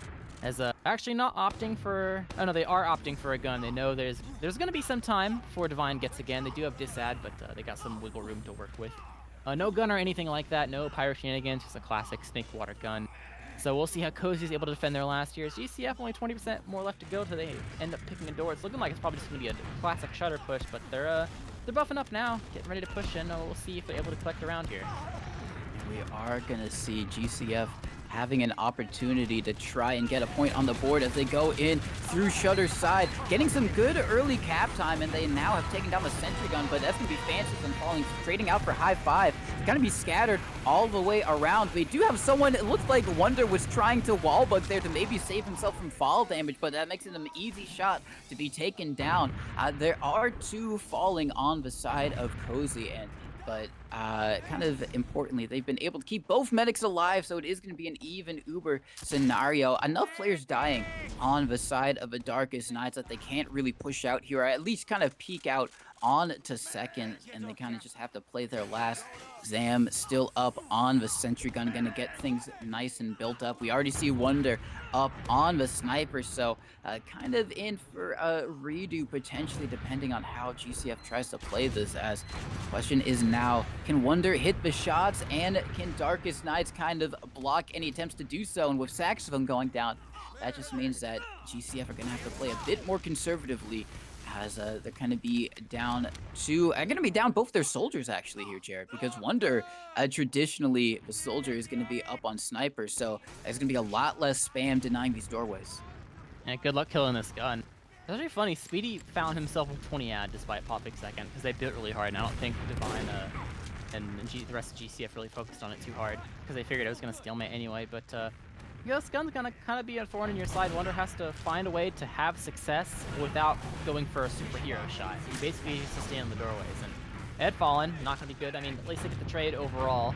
So, you know, maybe we'll see an SBS. That could be something that will net them the long range kill from the doorway that Wonder's really looking for. But so far, they're not gonna find each other as they're on opposite corners of the map. And he tries to poke out the railing, finds a sticky, and the gun just beeps at him and says, "Hey, I'm here." And Bomb comes in for high five, zone him out. He's trying to go for the hero shot, does, and he gets rocketed out, but Weed Whacker, he found himself with stickies behind him, had to full commit walking forward, and that's a death either way, so no demo man, that's huge in Cozy's favor. But will they switch off Zam? No, he's still on the gun. They do not want to bother, even though there's no stickies on the field. They know they have this Uber as a tool for the side of GCF. I think a lot of teams would have maybe tried, but instead of playing risky, they're going safe here. Zach's gonna die pretty early before they're able to really set up their full team. They're just trying to poke around and at least buy lobby time. Wonder has respawned on Spy. There's very little time left. They gotta go for something. You need overtime. You gotta get this exchange and get overtime. They have the exchange, they have the overtime. It's gonna dwindle very quickly though, and yeah. Sorry they stayed on the gun, didn't want to bother pushing. Just reset to mid. And snake water lasts for you. Some teams, you know, it can be hard to break or figure out how to break it, especially if you take your soldier off soldier, so you can't spam down the gun before you do stuff. Yeah, having that lack of firepower just makes it so much harder. And at that point, maybe you'd like to see a Saxophone come up on the direct hit to just really focus down that soldier. But regardless, we're going in onto another mid. Last time it was Cozy who were able to walk away as the victors after a fairly slow and a spammy affair. Now we're going to have to see if something similar happens, or if maybe GCF are going to be able to launch an attack of their own with a soldier high five. He is going to commit. He does going to land awkward spot on the low ground, but instead Saxophone with a nice bomb on the Speedy, taking that opportunity to go in deep and behind, and that's going to be so many players down. It's only going to be Psy left alive. He's going to be the last one up trying to escape. There's a few people trying to take him down. The rocket just barely misses. He jumps over it with his parkour skills, and Psy guy is gonna be alive on last. But yeah, GCF probably not too worried about that, as that is a very convincing mid one for them here. Yeah, just slowly spamming down Speedy and eventually full sending it with one of the soldiers, and then everything just kind of toppled from there. High five did a fake, but I think he landed in a spot that was, I think most soldiers would just rather commit in, just right in front of their faces, because he just jumped away instead of shooting him. Not only was there not that much follow-up from the side of Cozy, but he just kind of just ruined his HP. Wasn't able to do too much after he landed, so GCF is a perfect mixture there to net that mid win. But can they net a round win? Still looking for one in this VO3. Is able to go in, able to get the gun in the corner. Fancy Sun splashed early onto high five, able to take him down. So overall getting two. Side dying his own, no stickies. Be able to run towards it now. Be mindful of Zam on heavy, peeking around the corner, mowing him down, but can't waddle his way there fast enough. GCF finally able to put a round on the board, 1-0, leading in Snake Ball. Wow, that is a that's kind of a fairly textbook. I think it was Marxist who said it, but you know, for the first half of a match, you might have some super slow rounds, but all of a sudden, you just get a super lightning fast one, as maybe teams have kind of figured things out, or maybe the momentum's just starting to pick up. We're gonna have to see if that momentum stays, but a really great round from GCF mid to last, and that's exactly what they want to need. They want to try and stay in this map and this match, as it was Cozy who took the first one. Now, last time, it was the high bomb from high five that kind of initiated everything on the mid. We're gonna have to see if something similar happens. Wonder has gone in behind, is gonna be in a little bit of a spam battle with Dingo. He does take the pack to just barely keep on, but with Saxophone going down, trying to get in behind, and Wonder super weak in the back lines, it is gonna be GCF with a few players out of his fight. Cozy, an opportunity to try and go forward, but Wonder has now made his way. He gets a lot of spam down on the Speedy, just being a nuisance now, but now it's gonna be Dingo. He bombs in super weak, but it's enough to get the force. Now Wonder, he's gonna recommit onto the demo side. He's gonna be taking down the counter uber huge from Speedy, and the rest of Cozy gonna be trying to clean up on all of these GlobalClan Fire players. Weedwhacker's above them. Oh He's just my. raining stickies down on top of him. Gungan's gonna fall. Ed giving up his light for it. We might see mid-fight V2 here, honestly. Sax bombing in, getting a little bit of room for his team. Weedwhacker still king of the castle up there. Will finally give up his spot on top of logs. Sax commits damage on the high five. Not much to write about as GCF just runs away, and it's really admirable from the side of Cozy. Oh, well, I maybe some people would say it's like dumb, but I mean, like, they know that there's a dude behind, and they're like, yeah, no, we'll play passive, it's fine. We're not worried about him coming from behind us. I feel like most teams would be like, there's a dude behind, so let's go forward, so that way that guy can't participate at all. Because we don't want to go back and kill him, because that's way too many resources to kill him. So let's just go forward, we'll ignore him. It'll be like a 5v4, it'll be great. So he says, no, we're fine. We're okay. Like, he'll come eventually, but, you know, we'll deal with it. And they did it. I mean, it was a bit scrappy, but they did it. But Ed, gonna be the first to fall in this little bit of an endeavor. Bombing in is Wonder, try to buy some extra space. They definitely need it with being a player down here. Both teams have an Uber to bail themselves out, but the sniper is so on much their damage. side. They get the dome in, those overall trading 1-for-1, but Wonder finds himself a duel with high five and is unsuccessful. Fancy able to rotate over and get that frag, but only 3 left alive in the fight still as Ed is rolling out. Uber comes out, definitely got to take this, be mindful of the sniper where this post comes in, but Weedwhacker left behind. They just run behind him. Weedwhacker was definitely stuck in that Uber. There was no way he had to play back, but takes that route, finds his end as Dingo almost died as well, but is fine, has the arrows, able to live through it all, and GCF, you know, very slowly but surely lost that fight. Cozy kind of constricting them with the spam and the sniper sideline, just kind of claw their way back into 2. So technically a small ad from GCF because they pop first, but it's only 10%, so you're not really going to be using that. Got the gun already set up. They know the position they're going to be finding themselves in. Gungan survived throughout it all, so everyone in the server knows that the sniper's on the field for the side of the red team, and that's going to be their path to success. But they have 2 soldiers this time, so we might actually see the gun get spammed down. Maybe even early too, as it's still level. It just barely got to level 2. Have a little bit of a window to work with, and an even bigger window now that Sax is dead. But Gungan falls. 1-for-1 trade. Rotating around, they might try to do something still. It's only 5v5, and yeah, they're still showing a heavy presence. They're able to get Wonder, who is a little bit maybe too adventurous. Not by that much, but enough to have things topple over. Gun gonna fall, no swords available. They're just in after 3 people from the side. Oh my god! They're trying to play this greedy. They knew they had to play greedy because they had so few people left alive, but not in that way. I think they were just all on top of each other. I'm not even sure Divine ate that spam. Someone else might have ate it and it splashed onto him, to be honest. Oh, never mind. Divine, I think it was an upward direct. He ate it. Yeah, okay, yeah. He ate it. But either way, really good from the side of Cozy to just crunch them in a corner. And now they're tying things back up 1-1. Yeah, it was a really great job from Cozy there. We're opportunistic there, and it worked out exceptionally well. A 1-1 as we head 10 minutes before continuous overtime, if that does happen, and it probably will, considering how slow this game has been so far. However, last time, it was just Cozy managing to play passive, even when maybe they shouldn't have. Let's see if they do something similar. It's going to be the bombing soldiers of Saxophone going in fairly deep, going to be trying to chase a player into his own kitchen. It's not going to work out. That player was high-five, now providing some spam as he's going to be there to just clean up on Weebwhacker. Gungan running across point, and now Cozy goes forward. Now they have the aggression as they're cleaning up all of these GlobalClan Fire players. The last 2 alive are going to be Fancy Sun and Divine, and it just all started with high-five being able to get in through kitchen, kind of baiting out Saxophone there with the poor positioning. And now Cozy are already in on last. They don't even have second. They're just doing their best to maybe try and get in onto Divine if they can possibly do so. Soldiers bombing around, but they're losing a fair few because of it, and they might have to use their Uber in an advantageous position, and they are exactly going to have to do that, using it to leave through lower. A demo up by right. It is going to be Sai. He hits the pipe to save his life, but not for too long as the heavy guns him down, and you know, a bit too eager there from the side of Cozy, all things considered, because Divine has 100% here, Jared. Damn, going for the meme. Is the timing on you right, though? Gotta find it. Doesn't really find the timing he was looking for, but it's still got the kill on the Fancy Sun.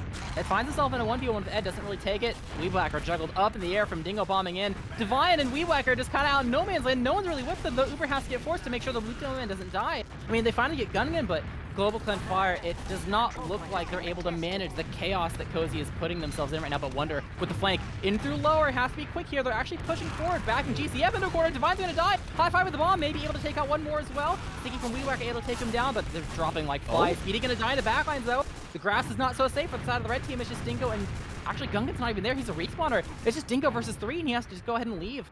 Gungan's there, trying to help if needed, but recap from GlobalClan Fire, and that was almost really bad from GCF. The way they got forced, it was just a Demo Man solo, but they definitely cleaned that up pretty well near the tail end there and found themselves reclaiming their own too, and they're poking in the mid. They can't take this, but they can at least strike fear and Cozy Star at least a little bit, as considering the way the Ubers are, it's looking like things are going to slow down a whole lot in the next minute or so.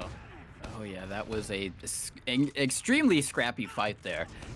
It wouldn't have been surprised for either team to win that after GCF were kind of able to stabilize due to that initial poor Uber, but at the end of the day, they were able to get onto their second and defend it. So because of that, they're going to be here trying to furiously build up their own Uber. It's almost neck and neck, just Speedy a little bit ahead, but for all things considered, it is going to be even. We don't see any off classes just quite yet, so maybe we might see a soldier or two bomb in from the side of Cozy, or maybe just some pressure. Maybe they just go for an Uber exchange. We haven't seen too many kind of intended Uber exchanges. We've seen a few, oh, I think this is ad exchange, but it really isn't. But with Zam going down there, that's kind of maybe an opening for him to respawn up on to Sniper if he so wishes to. We've already seen a fair bit of that so far. Saxophone going to be trying to make his way in through kitchen. Does a little bit of damage onto side, not too much on the Speedy side. Going down to about half health there.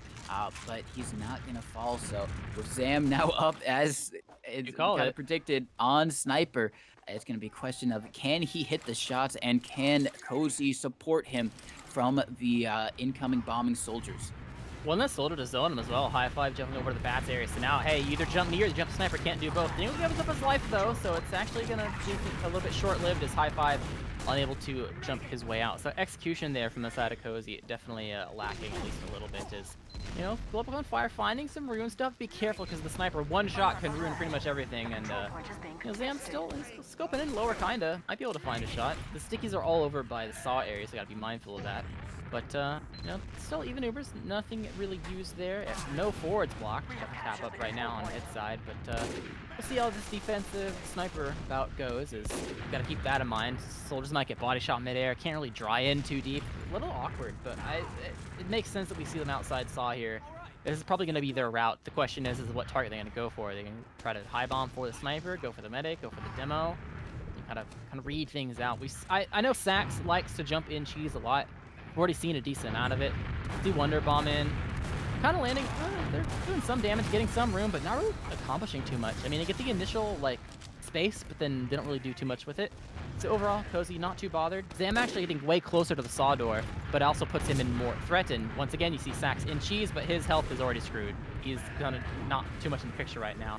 2 HP, gets, yeah, eats the spam, and GCF, I mean, that's been their staple for a bit now, is trying to work the cheese area, but doesn't quite work. And Zam Sniper in lower, he's looking for blood.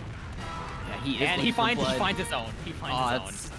So unfortunate. It was his blood. Monkey's paw curled up as a that's gonna be Zam taken down here. Still gonna be a GCF on mid, trying to force their way in onto Cozy's second. Only around about 3 minutes before continuous overtime, and it's looking incredibly likely that it's going to be another 2-something game. But with Wonder going in, he hits a nice rocket onto Speedy, but Speedy just serves back into lobby safe and sound. So looks like Cozy maybe want to try and rip a counter sack of their own. Dingo was looking at Kitchen, but he gets kind of spot out, takes a bit of damage, and kind of goes back to his team to get healed up. There is another sniper on the field, but this time it's going to be Ed opting to don the Australian man. Going to be peeking over by Saw just in case someone errantly peeks him, but now the question is, can he get something in through lower? Cheese strat wasn't working for him, so they're going to try another cheesy snap with him on Sniper. Tries and hits a shot, and they should know of his presence here in lower. Soldier's going to make him a bit of space, but it's the Weed Whacker who finds Zam instead. So with one scout down, it looks like GCF want to get a little bit more aggressive here, kind of making their way into the lobby, getting the Soldier, and they do. Dingo going to be taken down. High five in no man's land. He's going to get body shot down, and now with only 3 up, this is definitely opening up for GCF to getting a lot of damage on these escaping combo players. They're going to get healed up as they cross the corner, but it was a slow one for sure, Jared, but they're able to make their way onto second fairly well there from GCF. So aggressive. I mean, we're seeing explosive class after explosive class just like meet its end, trying to be aggressive. First the Cozy Soldiers, and now the GCF demo man. But even Ubers, they have their soldiers up now with no stickies. I mean, there's some room to kind of poke and prod. Be mindful that Dingo is able to win a 1v1 over on the kitchen side, gets sniped down though, so it's gonna be dead in the grave there. Is overall, I think that's pretty much gonna be their main attempt to try to push out. Probably not gonna be too much. Side tries to get a det onto a trap he set up in the barrels area, but it's not so lucky there. So gotta be careful. The sniper's still on the field, looking towards the shutter area. It's sticky, but it's getting poked open. Can he find the shot? It's actually Wonder that's buying space, but does not quite get more than some damage onto Speedy. He does have to back up, which means these doors aren't held that amazingly, but GCF, they're nowhere near anyway, so it doesn't really end up mattering. So gun will finally go up now that some sacks have gone off, and Zam knows that there's an opportunity for him to actually focus on his gun rather than denying people. So it's only going to get harder for the side of GCF, and it's going to get, especially because of the timer. I mean, you got some time now, but can't let it dwindle too much because we've already seen some resets. So you work this hard to get this far, don't want to let it slip away. But once again in the same spot. Oh, high five, his second rocket.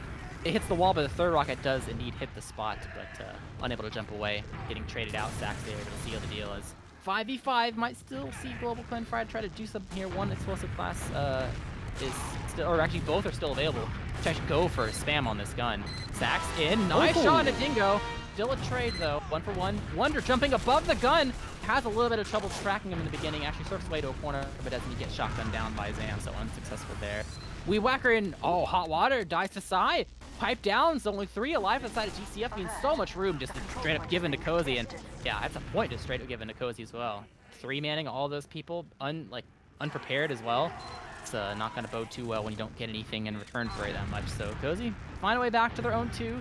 Both teams No still have demo Uber, still. so yeah, I mean, he's not there. He'll eventually be there. He'd be there for a post Uber, but they're just in. They're unafraid. They're buying so much room. Ed's at least a little bit behind. Sack can be the first one to fall. High five giving his life up. Both scouts on top of Fancy Sun. Gun able to get the pistol down on his coast. You're just slowly taking more and more room. Divine does have an Uber to use it, but they don't even want to try to use the Uber as a tool to buy more time. Those kills are so fast and so fresh that they're not really about it. They know that that post would end with those respawn players not quite ready for it, so they screw it, back up, play it safe, especially with your life on the line here, as we have entered infinite overtime. If something like that fails, you are back to your own last and could even lose it. But they buy a little bit of time.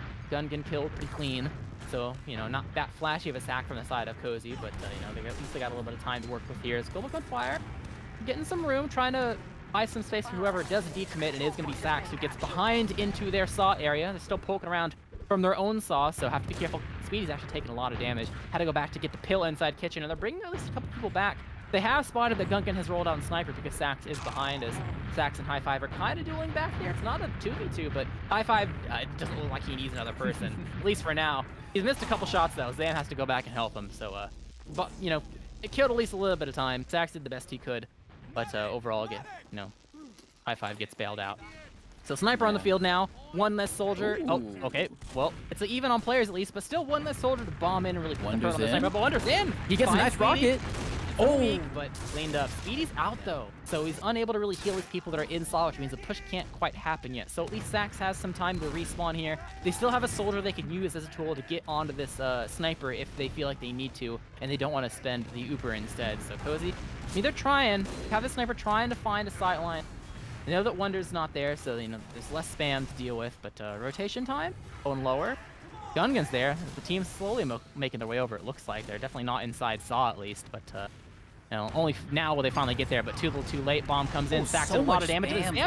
Sam's just dying over and over again. Actually, the Cozy Scouts, I mean, Gungan's on Sniper now, but the Cozy Scouts are having a hard time, like, finding a way in anywhere to break into GCF second.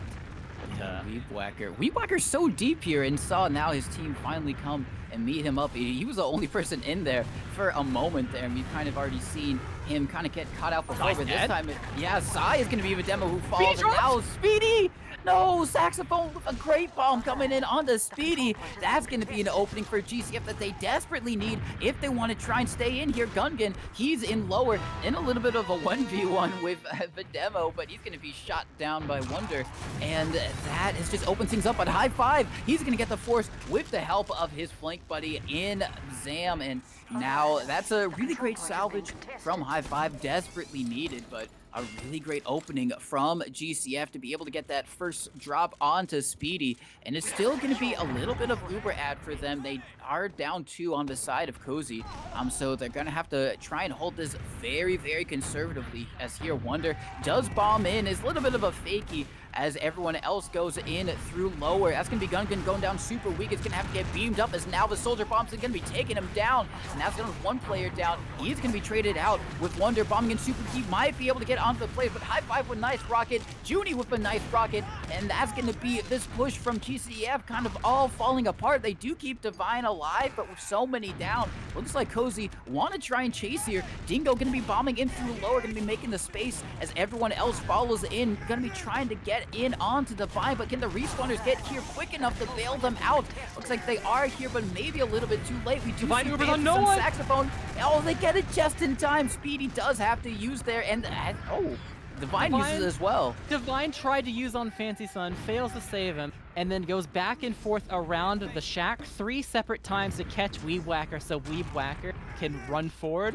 But they both were just rotating around the shack in this mirrored way and couldn't actually meet up. So the Uber basically did nothing the whole time. And now Blue finds himself with a dead medic, a dead demo man. They're playing with fire right now. Hot water they find themselves in. Speedy is gonna fall. It's gonna be a Pyrrhic victory for the side of Cozy, but it might be enough. These are long respawn time with just Wonder left alive. He had to resup inside, chooses the right door, takes so much damage on entry, and this is gonna seal the deal. Cozy will win this map. GG, taking it 2-1. They will move on, get minimum 3rd place, and will play the loser of the next BO3 that we have playing today, while GCF will once again exit playoffs with a 4th place finish. Yes, really great stuff from the side of the Darkest Nights to continue themselves onward and guarantee at least third in this invite season, but also still really great stuff from GCF. You compare this to their last game against the Darkest Nights, and it's a remarkable improvement overall, just in terms of both the scorelines. And I think in the playing, their mid fights, especially in the process, were super clean, super good. They were able to win those consistently. And on Snakewater, they were able to slow it down and, just make sure that they didn't get steamrolled by kind of the aggressive nature that Cozy can have sometimes with kind of those pop-in Ubers. But unfortunately, they weren't able to get all of their ducks in a line, and kind of a last point seemed to be their Achilles heel. Both times seemed to be both teams' Achilles heel, to be fair.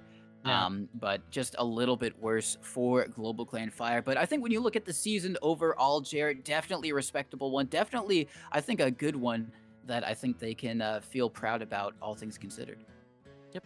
Top 4 is, it can be a pretty big deal for a lot of teams, and even though they got the same result last season, it could be way worse. So, every team, I'm pretty sure, they want to win every match, especially when it's in a bracket like this. You keep looking forward. You can beat the next team, but sometimes it's not just in the cards. So Cozy gonna move on. Kind of curious to see what their matchup is going to be, but it's not going to take too much longer to find that out, as we are going to see who their matchup is going to be by the end of tonight. As I want to really nail in that this is not all the TF2 we have in store tonight, but we can take a little bit of a look at the logs and see what was up.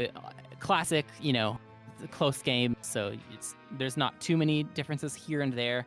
I will say the Darkest Night soldiers went a little bit more positive. That's the main thing that I kind of noticed, but other than that, feels like some of these differences are a little marginal. Yeah, it is. It's very noteworthy to note that Divine and Speedy almost died the exact same amount of times, both medics being able to stay alive, and regardless how many kind of failed or unfortunate last pushes seemed to go, those two were able to keep healthy, keep happy, and keep the heals distributed for their team. So I think, just good shout out to the medics at kind of recognizing each situation as they came. Otherwise, like you said, very kind of back and forth. And even though it seemed like Weebwhacker was kind of dying a little bit more, he only had 4 more deaths than size. So really, just at the end of the day, it felt like, a game of fine margins. A little bit more damage overall from the explosive classes on the side of a Darkest Nights, but as still kind of like you said, not too many big differences, everything considered. I guess one thing to note is that the only mid that GCF won, they won the entire round with. And there was that super quick lightning round that we had early on there. So maybe the mids kind of biting them when they were so good at it on process, but still, all things considered, to keep it as close as they did, I think is definitely a respectable showing from them. All right, well, that is this game under wraps. Actually, the next game is starting pretty soon. Froyotech versus Witness.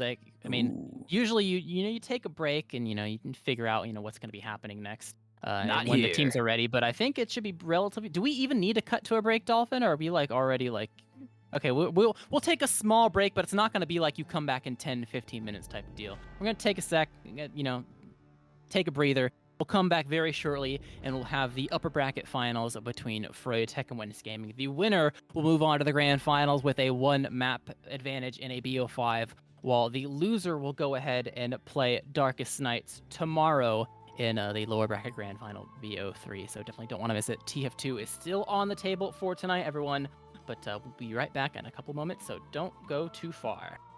See you then.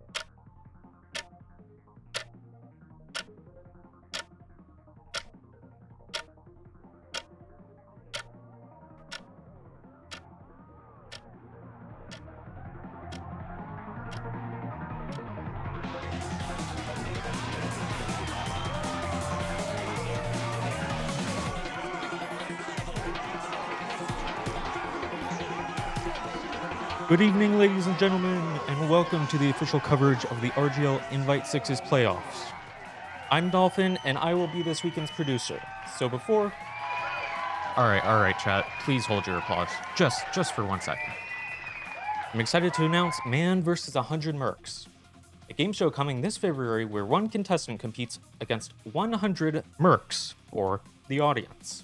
The contestant will answer multiple choice questions, along with the audience. Members of the Mercs who do not get the correct answer are eliminated, and the prize pool goes up.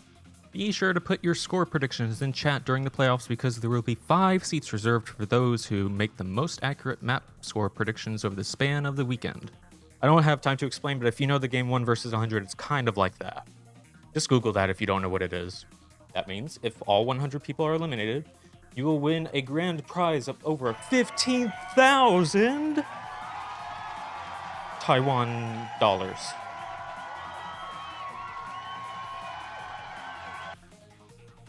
That's a bit over 500 USD. It just sounded kind of cool to say 15,000, you know? Now let's get into playoffs.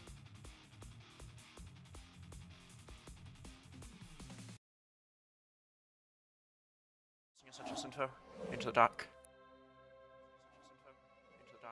Welcome back after that short intermission we had. We are on to our final BO3 of the day. Witness Gaming versus Froyotech. Both teams in the upper bracket looking desperately for that one map advantage in the grand finals and making sure they don't have to marathon tomorrow, as tomorrow will be the grands. You know, time by time ticks on and we see these teams eliminated. Even though we're not quite there yet, we gotta get one of these teams a loss under their belt so they can go ahead and play against Darkest Knights tomorrow. These teams have played each other a decent amount so far in the regular season. I think the most of what we saw is you can probably guess it's going to be stage 2, where we actually didn't see a whole lot of variety in the maps played. I think they ran it back like twice over when you compare the map pools, and we're going to see a run back one more time of Metalworks for your hearing, and actually no, there's another run back of Gully Wash as well, but at least there's one map that is going to make its first time appearance for the season between these two teams, and that is going to be Sultry as the second map, Gully Wash being the third.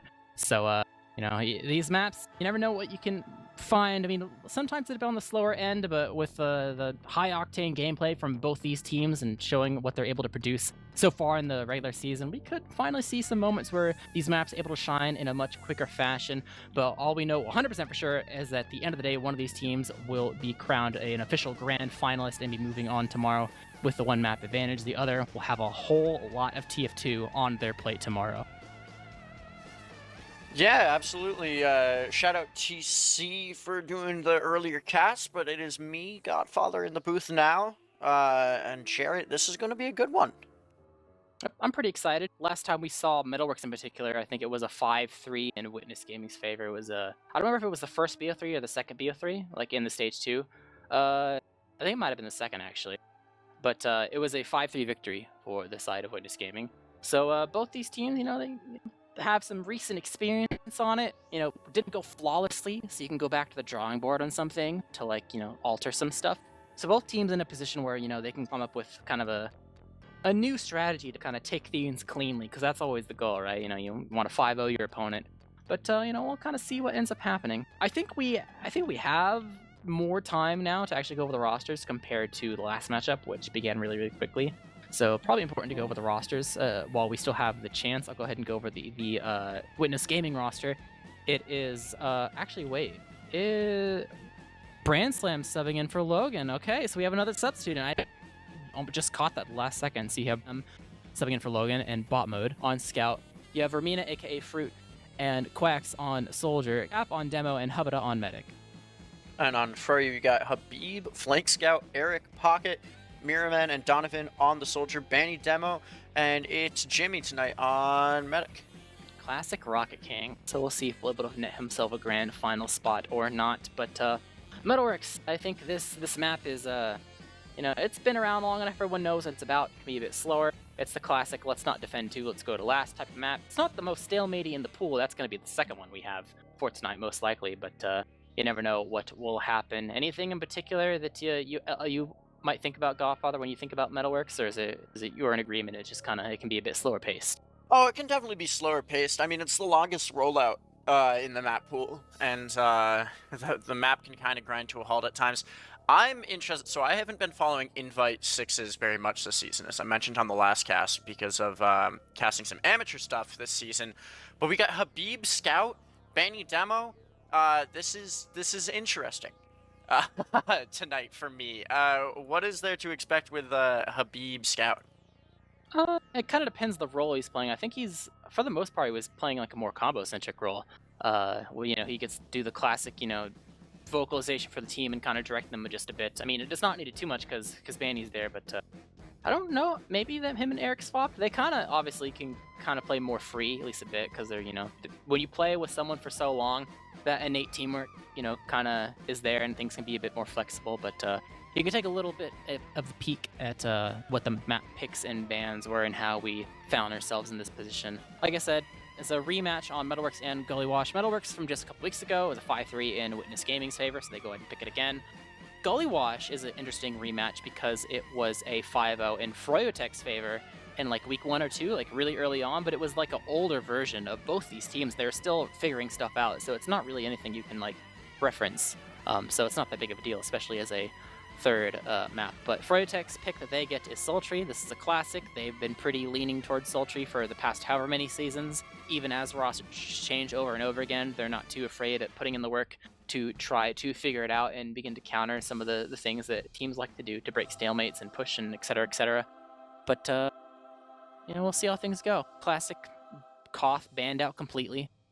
Kind of expected that. Product almost slipped his way through, but got nailed at the last second. But I'm excited to see what's going to happen. Maybe we'll go to 3 maps again. The first BO3, Froyotech won in 3 maps. The second one, Witness Gaming, won in 3 maps. And this time, maybe someone will win in 2. We'll have to see, but predictions up on the board now. Any final thoughts on what you think the scoreline might be, Godfather? So I was going to predict with my channel points in favor of Froyotech, but I misclicked. I think it's tough, historically, to bet against Froyotech in playoffs. But with so many changes happening, I feel like this could be a pretty close and absolutely an exciting matchup. So my money, so to speak, is on Witness, but I still think Froyo's probably got the edge here, personally, and I don't know. I think this might come down to a 5-4. What about you? Well, it's a slower map, so that's I think it might be a 1-point game. Yeah. It's kind of hard. I think it will be slower. I mean, it wasn't definitely last time. 8 rounds, in the after infinite overtimes hit. That's a lot. And it's based mostly off the mids and just rolling straight off of it. I kind of feel like because Froyo was put in more of a tough spot in that match and they got to learn more from it, most likely, there's a chance that with this repeat that they could come over a bit stronger. But that doesn't necessarily mean that it's going to be them winning. It just means that, just because they did it fast last time doesn't mean it'll be fast this time. I'll say it'll be a Witness Gaming victory still, but I'll say something along the lines of maybe like a 4 or 2. I don't think we'll hit 5 with this one, but you never know. But we are going live, so we'll have this nice little rollout that we'll have to sit through. But it is going to be Witness Gaming versus Froyotech. Winner goes to Grands. Loser has to play to make sure they don't get 3rd place. It can play Grands as well. And both Demomen have arrived and the mid is underway. Yeah, interesting. This is the first time in a while I've seen a Banny Demo mid-fight. Big bomb from Mirror Man. Bomb mode is so weak. Mirror's going to be weak as well. Cap and Mirror both falling. Oh, great damage onto Jimmy. Remenov picking up the frag, and that is a medic down for Froyo early on this mid. Habib also going to fall now. Mirror Man goes for the hero, or that was Donovan actually goes for the hero play. Doesn't find it. Just Banny alive, but not for long. As Witness Gaming cleans up on the mid, and they're going to clean up Banny pretty late. That's a 20-second respawn time on Banny Demo. So Froyotech certainly going to have to stick to their last year. Yeah, they lost 2, so it's, even though it's a late Demoman death, the fact that Cap has to do the entire rollout means he will have some time to put some traps, and it'll be a-okay. But as soon as Cap's there, they're pretty much ready to go. So, second capped up, got the Pyro and Gun strategy. Just playing close to the boxes, getting ready to air blast whichever way comes to the doorway, just stuff them, and if they go through the main bridgeway, just try to reflect the spam. Trap setup, actually not as defensively as you would expect.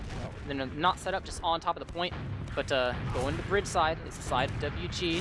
Hubba eats a little bit of a pipe, but is fine. Just go ahead and pops it. Is Mirrorman gonna be the first to fall, able to get that pick. Pipes are getting reflected by the side of Eric, and will eat some spam, but not enough time for the That's gun to finally great fall. pressure.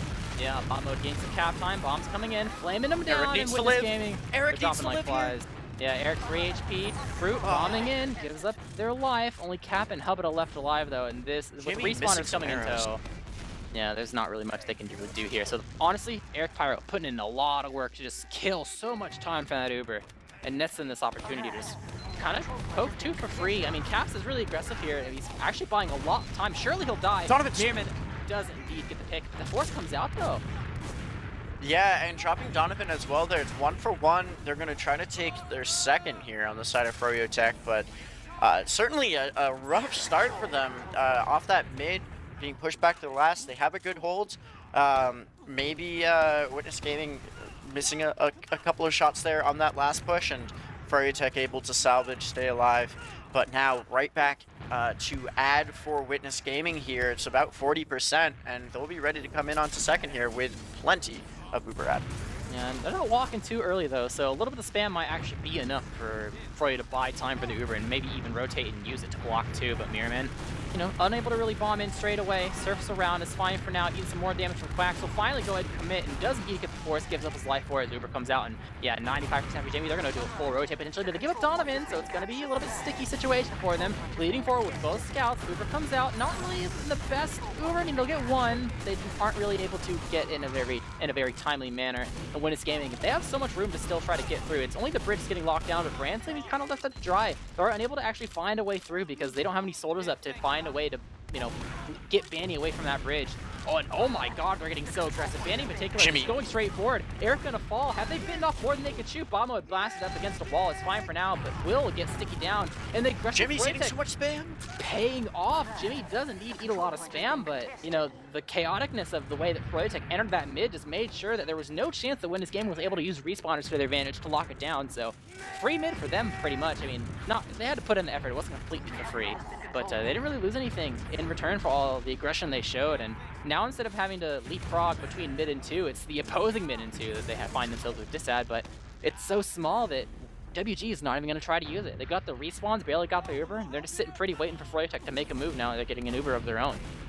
Yeah, not really worth it to try to push in with the Uber coming up so soon, and not worth pushing out as well. So it's going to stabilize here a little bit as Froyo Tech starts to poke and prod. I'm expecting to see the soldiers going in and trying to get the force. Donovan and Mirror will have to see who wants to pull the trigger first on that, as the rotation around, it's going to be Mirror for the first bomb, and it's not onto the medic, it's Eric and Mirror going in. Eric onto Hubba, maybe not really looking in the right direction. 3 fall for Froyo, and barely any damage on that sack. Remnant gets the Fruto. force! Yeah, really, really good, able to get that. And only 3 left alive from Froyo Tech means they don't really have too much in the tank to get all these kills. Bandy's getting chased down. Jimmy's left alone. I mean, they get the kill in the brand slip, but no scout speed is definitely a dead medic indeed. So Froyo Tech, I mean, they got their dome, they kept their dome alive, but that's about it. So setting us in traps, that's really got to put in the work there for their second hold if they want to keep holding on to this. Because no beam, yeah, it's either a respawned Eric or a sticky trap that is the ticket here for the side of Froyo Tech to hold on to this. Is Witness Gaming. They're beginning to poke around, either want to go through underpass or the side of alley. The dot might be seen. I think it was. Now they're rotating through the bridge side. Might just be a pop straight through, and yep, ready to go. Bombing through. Not really finding too much quite yet. Actually, no, never mind. They found their way onto Mirrorman. It looked like they were almost all able to escape, but Mirrorman dead. Donovan is behind, though. They do know of this. Branson taking the 1v1 inside the house area. Bring over Quacks, though, will be able to help seal the deal, as Froyo Tech not in a position to help out the Froyo Tech pocket. But Jimmy doesn't really have ad despite, you know, the pop coming in from the side of Hubba. If anything, Hubba's rebuilding ad despite popping in. So yeah, this is they didn't have anyone ad. to, yeah, he didn't have anyone to heal. I don't think anyone went back to spawn to run him forward or something. Something happened because I didn't see it, but it's certainly an unnatural ad here for Witness. Yeah, And it's gotten to a bigger ad. I mean, that was 10%, and now that's looking between 20 and 30% ad here for Witness Gaming. But I don't think either team really knows that's the case.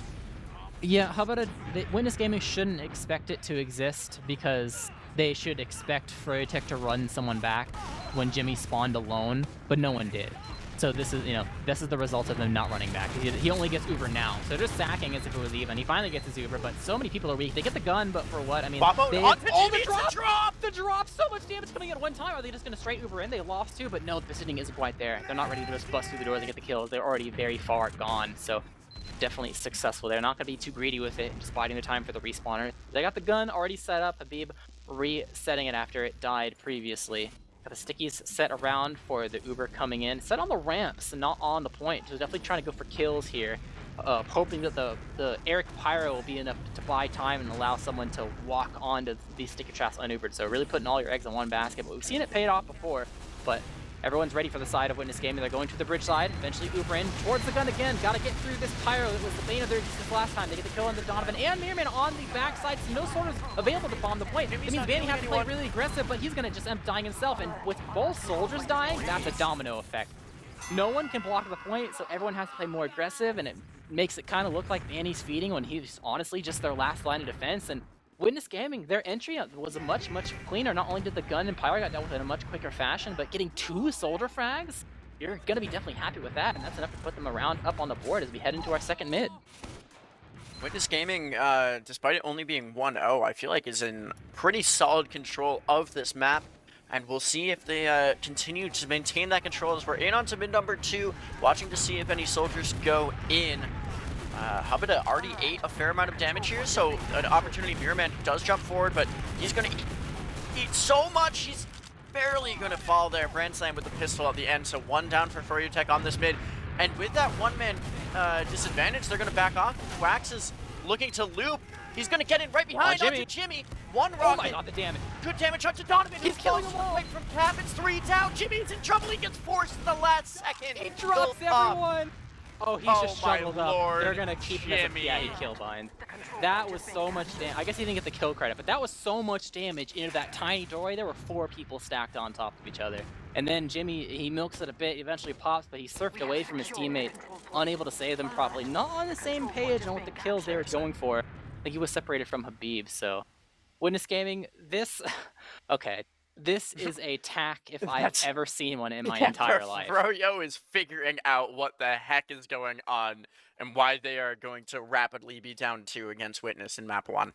It's a 90-second pause in the future, though. I don't think it takes 90 seconds to begin this push and get it going, you know? Maybe down 3-0? Is this a mid to last on the next round? This is probably Witness Gaming fail the push, and then Froyotech push out and screw up, and then Witness Gaming wins off the screw up. That's my pred. It could also just be a tech. It could be a coincidental tech.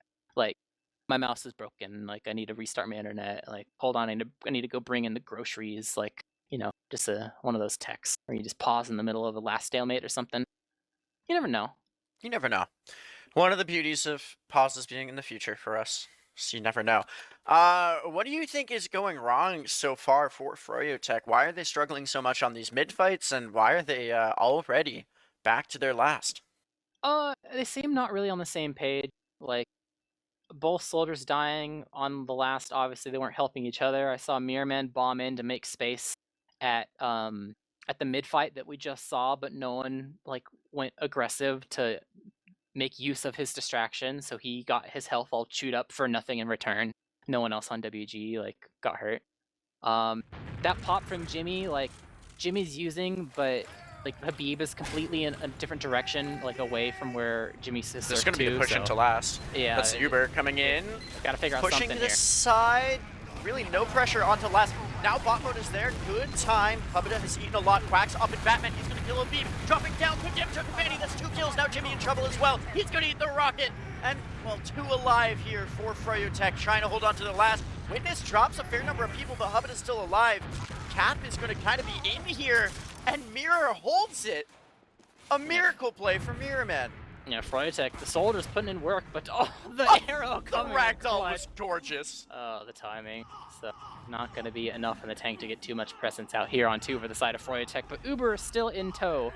Actually, no, never mind, not Uber, because my HUD's broken. Uber Ad still in tow for the side of Witness Gaming, as Habita was able to escape. So they got the second try, but you know, Froyotech have an opportunity to go ahead and try to rebuild up, but they're not going for off classes or anything. There's no gun. Oh no, oh, never mind. He finally went gun. That took forever though. Yeah, they're up. This is a free push. That they're gun. already going. They just gotta kill a building up level 1 with no pyro on it, so it's much easier push than we saw previously. Corner capping is a side of bot mode. Mirrorman gonna fall, so losing one soldier there. Bringing Heavy. Eric over here, heavy on the field, gets back on the Batman spot. Oh, that's free. On the point. No one can touch. Not enough in the tank. They're losing these soldiers so fast on the side of... there's the tack, okay. Yeah, they're losing these soldiers so fast, Froyotech is, in these last holds. Witness Gaming definitely know where to get at least one of either Mirrorman or Donovan. And that success means that when you corner cap like this as a scout, there's one less person that can really, you know, put threat to you to kind of prevent you from just winning straight out. Absolutely. Well, Froyotech really struggling here on map 1. Banny is going to be fast to mid, though. And healthy as well, getting some damage across the field here. Hubba beats so much. Banny is going to die for it here as Quax jumps forward. Hubba finds the pack, won't be in too much trouble. Mirrorman eating so much. He's actually going to pick up the kill onto Quax. I don't know if he knew about it. Great pressure from Witness here as 3 fall for Froyo. Yet again, a 1 mid for Witness. And I can't help but to think that this match is rapidly becoming an easy Witness 1-0.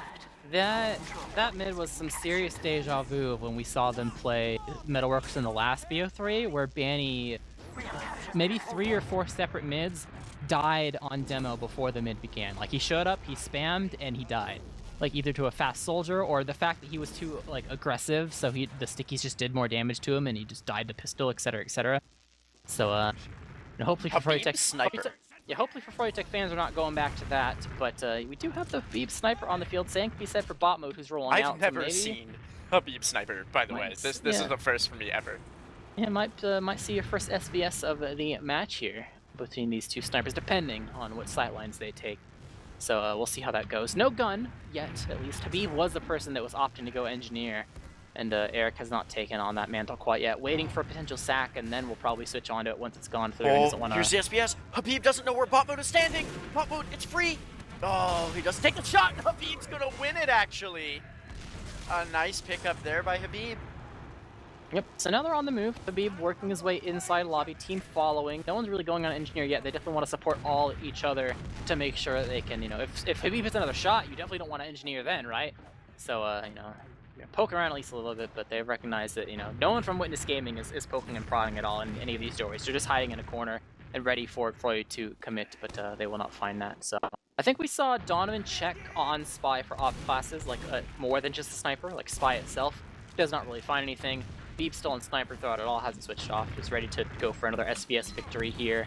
But we'll see if he's going to go 2 for 2 here, or if Botman will be able to get his revenge, as now the gun will finally go up from the side of Eric, so now it's only harder for the side of Witness Gaming to get the sacks in. Then again, if you're trying to work off a sniper, you don't need to get in that deep, but you can see right now, Fruit tries to bomb in, does not get Mirrorman has a play here. As close as they need to. Mirrorman's going to jump in. This is going to be great damage onto Cap, and that's the demo down for Witness Gaming. Really nice play there by Mirror. Yeah, that's a push. They're swapping off. Oh, the shot from Pop Mode, though. That's an even better shot. No medic available. Banny dying as well. They haven't even used the Uber yet. They're just healing up and just going to probably just run straight to last. I mean, they have to... Okay, they can't run straight because they have a sniper. Fruit just barely got here, so it won't be just a straight run to last scenario. Froyotech have a little bit of breathing room, but that is... that's not what you need to see. We've seen some crazy shots happen from Metalworks second inside these lobbies, and Bot would really seal the deal there to net them a good opportunity to get a third round. But we'll see if they'll convert. Froyotech has some room to try to change the way their soldiers are playing to make sure they're not easy deaths. So we'll see how they alter that. But gun going up, no pyro. Habib's still on sniper. Thinks they're gonna milk or something instead, and he might be right. Ooh, no, Uber. he's wrong. They pop in. He is wrong.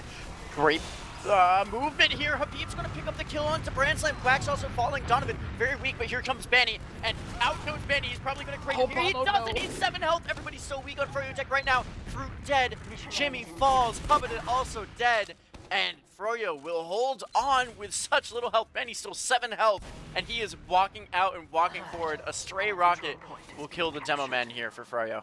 Yeah, maybe he gets one of the scouts. They collapse underneath the bridge, and Donovan gives up his life, but that was for a worthwhile cause, getting the medic there. But Bomo doing the same, just walking around, gets a shot on a Jimmy. So Hubba technically has ad because he died first. I don't think the ad should be this big, but either way, it's ad nonetheless. They'll probably try to use it, I would imagine. They're building it up. And Froyotech is not building. They're not thinking about the fact that so they're bad. they're not thinking about the fact that Hubba died first, and if they disrespect the building, they could be getting pushed here with like 35 ad, and it's actually getting bigger than 35. It's at 40 now. Yeah, Jimmy, big misplay here from FroyoTech. That's literally 40 ad. In hand now for Witness. Fruit's gonna jump forward. Mirrorman has 1 health. Here's a bomb from Donovan. Pressuring out. The Uber's gonna come in. Is Jimmy out in time? Yes, he is. Post Soldier's dead for FroyoTech off the Fruit death. Second's gonna get capped up, and FroyoTech will have to be on their last with full Uber here. It's very uncharacteristic of like a high-level team, just like not Benny, realizing Benny! that potential. Oh, he's so weak, 50 HP. Bobo's just in, dueling the scout, distraction Good for Soldier force. Bomb in, 2-man for a force. I mean, they're gonna be fine with that. FroyoTech, or you know, it's a long walk to try to do anything off of it. They can try, they'll poke and prod. Eric just barely respawned. They're getting inside the lobby to see if they can at least somewhat, but there's still sticky traps to go through. There's only 3 more seconds till the other 2 respawn.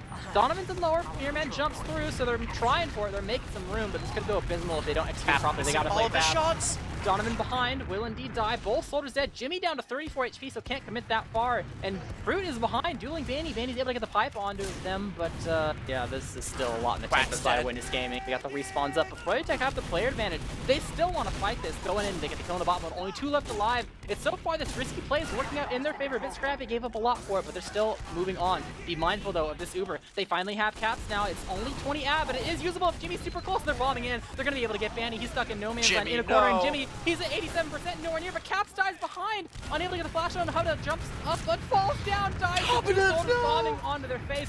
Fruit has to salvage here, bombing through. Behind Jimmy, 1 rocket is all they're gonna be able to have, and that's not enough to take down the enemy medic. So FroyoTech, they're playing by, they're honestly, they're playing a little bit dangerously, but it's working out very much in their favor. Salvage moment from the Soldier. Quacks, not even able to find a rocket. Jimmy still lives with 47 HP. Jimmy's been getting so weak in these fights, and I think if there's just a little bit more focus fire from Froyo, and that's just constant Hubba deaths waiting to happen. But these fights have been so sloppy, and as you mentioned, FroyoTech playing a rather aggressive, you know, high risk, high reward play style. They pushed out from their last, and now taking this mid full ad, getting ready to push into second, Jarrett. Yep, just have to see what door they push it. They can't take too long to pick, because, you know, it'll eventually dwindle out, and Hubba and friends could just rotate through lobby and pop back onto 2. But they're making the way. They're in alley. Mind the gun. It was built up by bot mode. It'll buy at least a little bit of time and some ammo from the side of Banny, but overall, bot mode will have to back spawn off that. Already building up at spawn, just in case they try to bail forward with the Uber. Yeah, no one's capping. They get the kill. Everyone's forward. They're still moving on. They're still moving on, yeah, they're trying to keep the pedal to the metal. Cap's a bit weak, but this gun's kind of forwarding them, so honestly, good play from bot mode, expecting the aggressiveness coming up from FroyoTech that they would just sack immediately while they wouldn't think there was a gun. But yeah, unsuccessful there from the side of FroyoTech besides the second capture. But honestly, second capture is not bad. Still got a little bit more to work through though. Getting some respawners up, we'll see if there's any off classes. Mirrorman, nothing. Eric, nothing. So cookie cutter for trying to break this, but gun built up for bot mode side still, bringing it a little bit closer. We'll see how Witness Gaming begin to hold this. It seems they are doing the forward hold, they're not playing passive. So you're really gonna have to try to get this gun down, or at least have it shoot at someone else if you want to be able to get the Hubba. He's so close yet so far away, just on the other side of the wall. If you can get around that corner without getting emulshed by the gun, then it's a done deal to be able to get the force out in most cases. But actually, they did opt for the Eric sniper. I must be completely blind, or something. Yeah, Eric does come up on Sniper here and looking for a big shot. It's a level 3's already up, so FroyoTech's gonna have to push this with some care, especially with the Sniper. Mirrorman is in. Great damage on top of it. Oh, the force from Mirrorman. All of those rockets were clean. There is nothing you can do to avoid that on the side of Hubba. And, well, Eric is on Sniper here. Witness Gaming, full disad, and Mirrorman's going to respawn. This is going to be pretty free. Eric has gone back as well to swap classes, so no pick is found, but the force is achieved, and that's pretty much a free push here for Froyo coming up. I feel like that gun had a hard time tracking Mirrorman through the air. I wonder if the gun should be further back so it doesn't have to like focus so hard on rotating to track the soldier and shoot him and prevent the bomb from coming through. But either way, it's not going to matter because this is a gun for an Uber, so you know, Pyro's going to try to defend it best that they can. Branson not being beamed. Hubba is a bit weak, so Pyro immediately melts. Same with the gun, so maybe small misplay there, but they're playing it safe.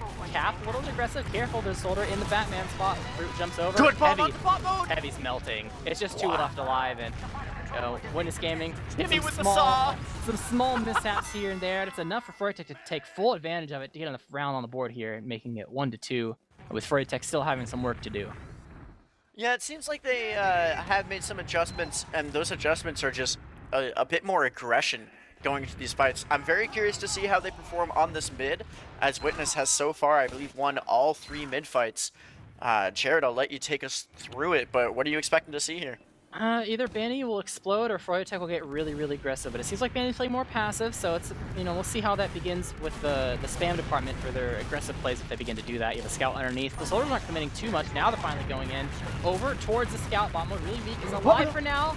Gets scattered down. Habib really weak. Scout in his face. Habib unable to get the frag, but Froyotech, they gave up a lot for this meta kill. It hasn't really worked out. They almost killed Caps. Oh, Banny's just dead. Quack. Jimmy's dead in, too. Gets a frag onto Jimmy. Rocket King dead in the grave. Just Eric left alive, half HP. Poking and prodding at them, but knows that there's heals available because Habib is still there, so can't really fight. Backs off, and Banny playing safer, less spam. They played a bit slower to make sure they don't full send it, but I think everyone going that deep into alley to try to really get Hubada was kind of their downfall, because they got a frag, not even the medic, for expending 3. That means your target selection is probably the wrong person. Gotta get a target that's much easier to kill, and we'll see if WG lets them change their mids in that way to allow them to come off on top here, as both teams will change mids as the game goes on. But right now, full ad in favor of the red team in the alley side area. Froyotech playing relatively passive. I don't think they're so in... passive. Donovan finds an opening now. Actually, onto the demo man, not being beamed by Hubada, tries to go for the demo, does indeed get that kill. Hubada down to 25 HP, and the pack isn't available, so he just has to heal people in regen, heal natural way. But Froyotech, 85%, able to get back to last at least, even though they give up 2. It's a classic, and it's fine, whatever happens at 2, just buy time for our own Uber, and they will succeed at that. Fruit tries to go in while the gun is not up, but gets pushed back a bit, unable to really commit there. And, oh, Scout running in, maybe finding Mirror Man? Not quite, barely living, but it's a bit off timing here. Just 1 after 1, not really working out in their favor for the side of WG, so Froyotech will take that. As, they're poking in lobby now with a full squad. Gotta be mindful of the traps, otherwise, good opportunity to go for a counter-sack, maybe even a push if things work out really in your favor. But Habib dying, Quack's putting a lot of damage on Eric. As soon as I say if things work out in your favor, Eric dying as well, no scouts, no push. And Bob on Sniper could be a thorn in their side if they're unable to, deal with him properly. Yeah, Botman's going to be pressured here a little bit from Mirrorman on the flank. Oh, I think I heard a headshot ring out. Yeah, 11 HP. Botmode Caps has is just free in. reign The here. Cap's so disrespect. weak. Oh, great bomb for a force by Fruit. He's going to get obliterated, but it is well worth it. Full ad in hand for Witness. They still have the sniper. Botmode looks like he is hightailing it out of there, and they will re-push with cookie cutter glasses. Eric is on sniper. Habib has the engineer pick, and just now putting up a gun. Yep, last time we saw Froyotech last hold, they did fix at least a little bit. They made sure the soldiers didn't melt. The sniper existing early made sure that a frag was able to be gained, but they might be wary of that actually, depending. They recognize that even though it's not Habib, that Eric's on sniper now and able to get an early frag if he peeked too much. So Witness Gaming, they're going to go ahead and keep going down the bridge, not milking it. No pyro though, so the gun will die pretty quickly. A couple missed shots, actually, never mind. The gun doesn't die very fast at all. They get Mirror Man over 1-4 trade. Is that a banner right here? Donovan on banner the whole time. Pops it. Or for his team and Witness Gaming. As soon as quickly as they were in, they are out. Only 2 left alive. Trying to run down the bridge. Getting chased at least a bit. Gotta be careful. HP department not looking too hot for Hubba. They're fine for now. Juggled at least a little bit. But A-OK as Froyotech reclaims second. Donovan's still on the banner with all the damage he just farmed off of Fruit inside the lobby area. And they do have an ad to work with, so even though Donovan can't make tons of space, I mean, he's going inside lobby to help Eric at least secure that bit of an area. But it doesn't matter, Eric just died. The battalion's backup is not going to get recharged because it's out of play, so good plays from the side of Witness Gaming. The Uber comes out. They got 1 player of Quacks behind, be able to collapse it. It's Desire, and he's actually going to find Banny early. Popped up into the air, gets the rocket, does indeed taking all the last breath, and Caps. He's in, he gets 2. He gets Habib and Jimmy with their back turns. It's just Mirrorman left line who's stuck behind in the enemy house. Can't go for a back. Cap has to be careful. I don't think they know of his existence really. Yeah, he's just waiting for Fruit here, but Fruit's jumping the other side. Picks up the pack here. Fruit doesn't even know. Going for Quacks. Oh, it's free! But it doesn't matter. And Witness picks up the round because of it. Yeah, 1 less player on last to defend it. They didn't even have any off classes. They were not set up at all. And sometimes that'll be the thing that seals the deal. And the Quacks is like, I got mine. So he's fine with having a 1v1 happen at mid, as long as the team's able to collect a free last that barely has a skeleton crew remaining. So another round in favor of WG. There's 5 minutes left on the board. Maybe we'll get to 5 rounds. Maybe we won't. Depends on how this mid goes. But you know, we'll see both Delmen. I think it will be a rotation. First from the side of Quacks. Banny dropped to 40 HP. Almost dies again. Jimmy's melting, isolated too.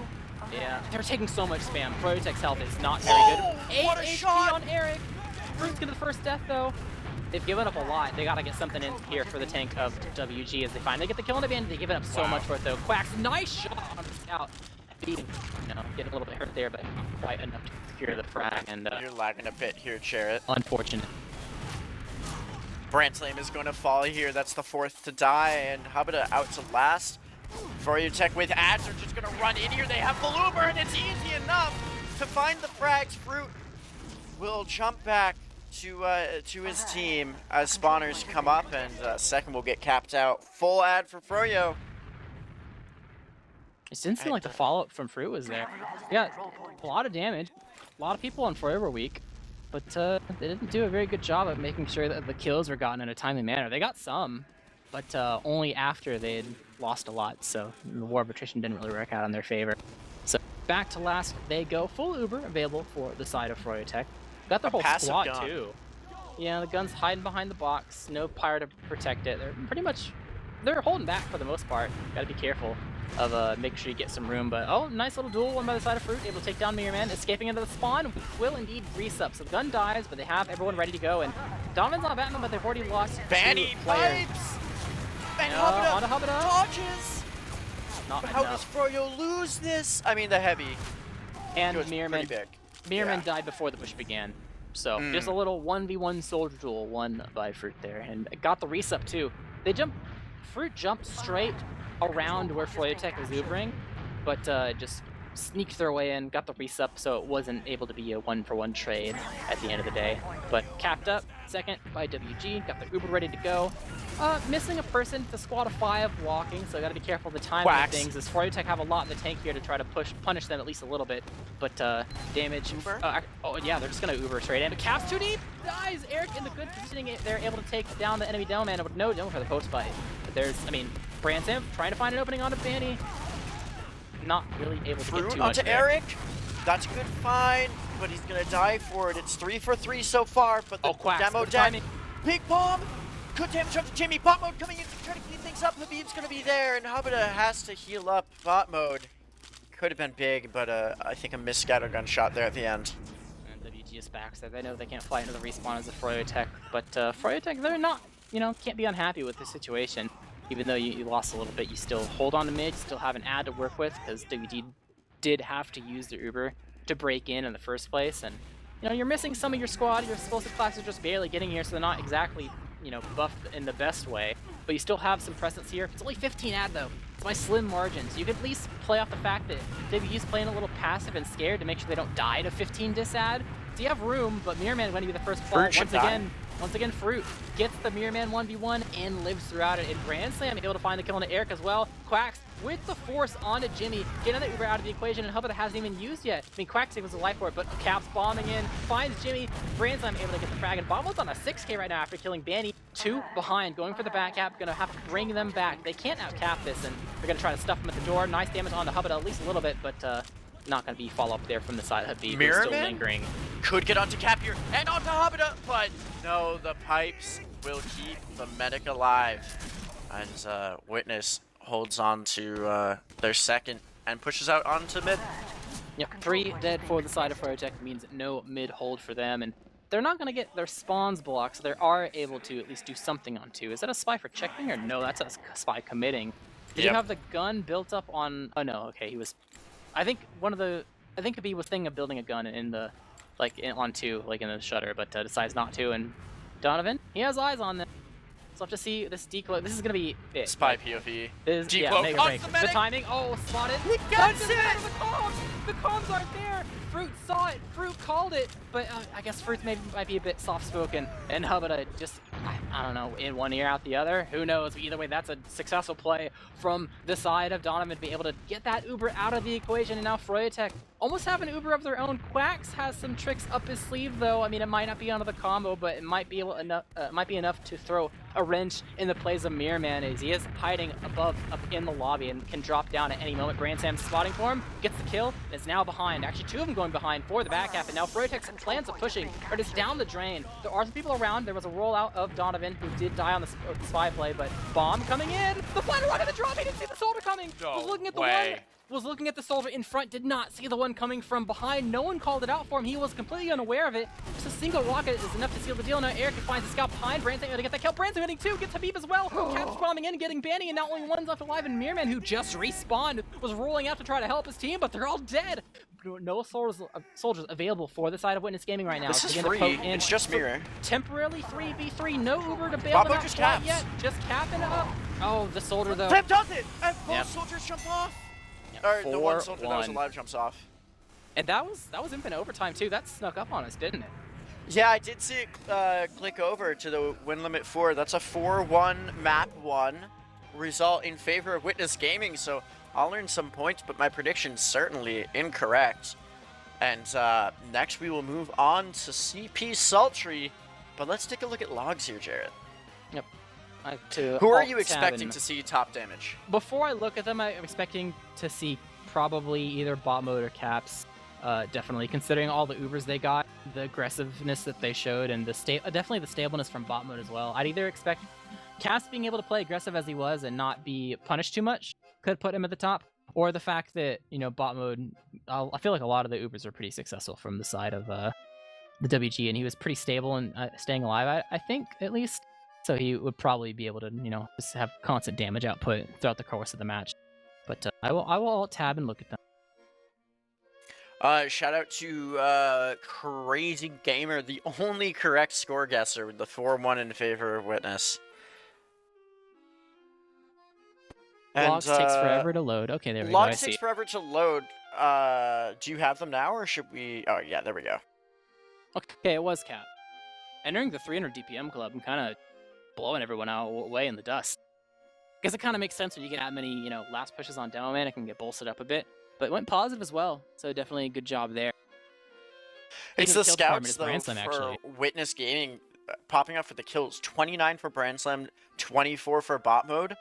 I mean that's a very good scout duo going out and absolutely fragging. Very similar damage stat lines as well there for the scouts of Witness Gaming. And you definitely cannot ignore the medic deaths. You say it you make sure to emphasize that in roles like this, of course the medic is gonna have way more if they lost, because last and then lose the round. That's how it goes. And you see just added a death counter there. But even if you remove all the last pushes and stuff, still would be a lot more than Hubada, and sometimes that's enough to really seal the deal there when it comes to Uber advantages and free points and the like. So maybe a little bit of a difference there. But it's domino effect. Your teammates play better than you play better, and that's how it goes sometimes. But definitely really good job from the side of Witness Gaming, holding on strong on Metalworks. Almost a repeat, kind of. Look at the med deaths. 4 for Hubada, 13 for Jimmy. That is a discrepancy if I've ever seen one. Yeah, it's pretty big. 9 more deaths is nuts. And even if it's like I said, even if you remove the last pushes that would probably net death by default, it would still be 3 to 9. It would still be a 6 death difference, which is you can't ignore it. So coordination there. I think I have to actually look at the log page itself to see the drops, because this stat page doesn't show the drops. I feel like Jimmy definitely dropped more than Hubada did. Jimmy dropped at least twice. We had 3 drops from Jimmy, 1 from Hubada. So 2 extra drops. There's a difference there. So not in the stats that you can see, but definitely a contributing factor. I think the final thing that kind of seals the deal, or probably the way the mids went for the most part, alongside I feel like the Froytech coordination wasn't necessarily on point when it came to someone going in to make space and distract, and then kind of no one does anything off of it. I'd see a soldier bomb in, they get their health all chewed up, and you think okay, if he lost so much health, maybe someone else lost a bunch of health as well from the aggression, and that wouldn't be the case a lot of the time. So might be maybe a little bit of a map thing, maybe a little bit of a team thing, but we're going on to Sultry, and since Sultry can be such a wild card sometimes, especially with it being Froyotech's pick, We might be able to see a bit of a closer game here. Anyone's, who knows? But considering the history of Sultry, we're not going to 5. Still, that's not happening. My question is, are we taking a quick break, or are these players ready to just go right into it? We can do like 2 minutes. Probably that's fine. Yeah, let's take a quick break. We'll be right back for another map of Froyo versus Witness. Stick around. We'll be right back.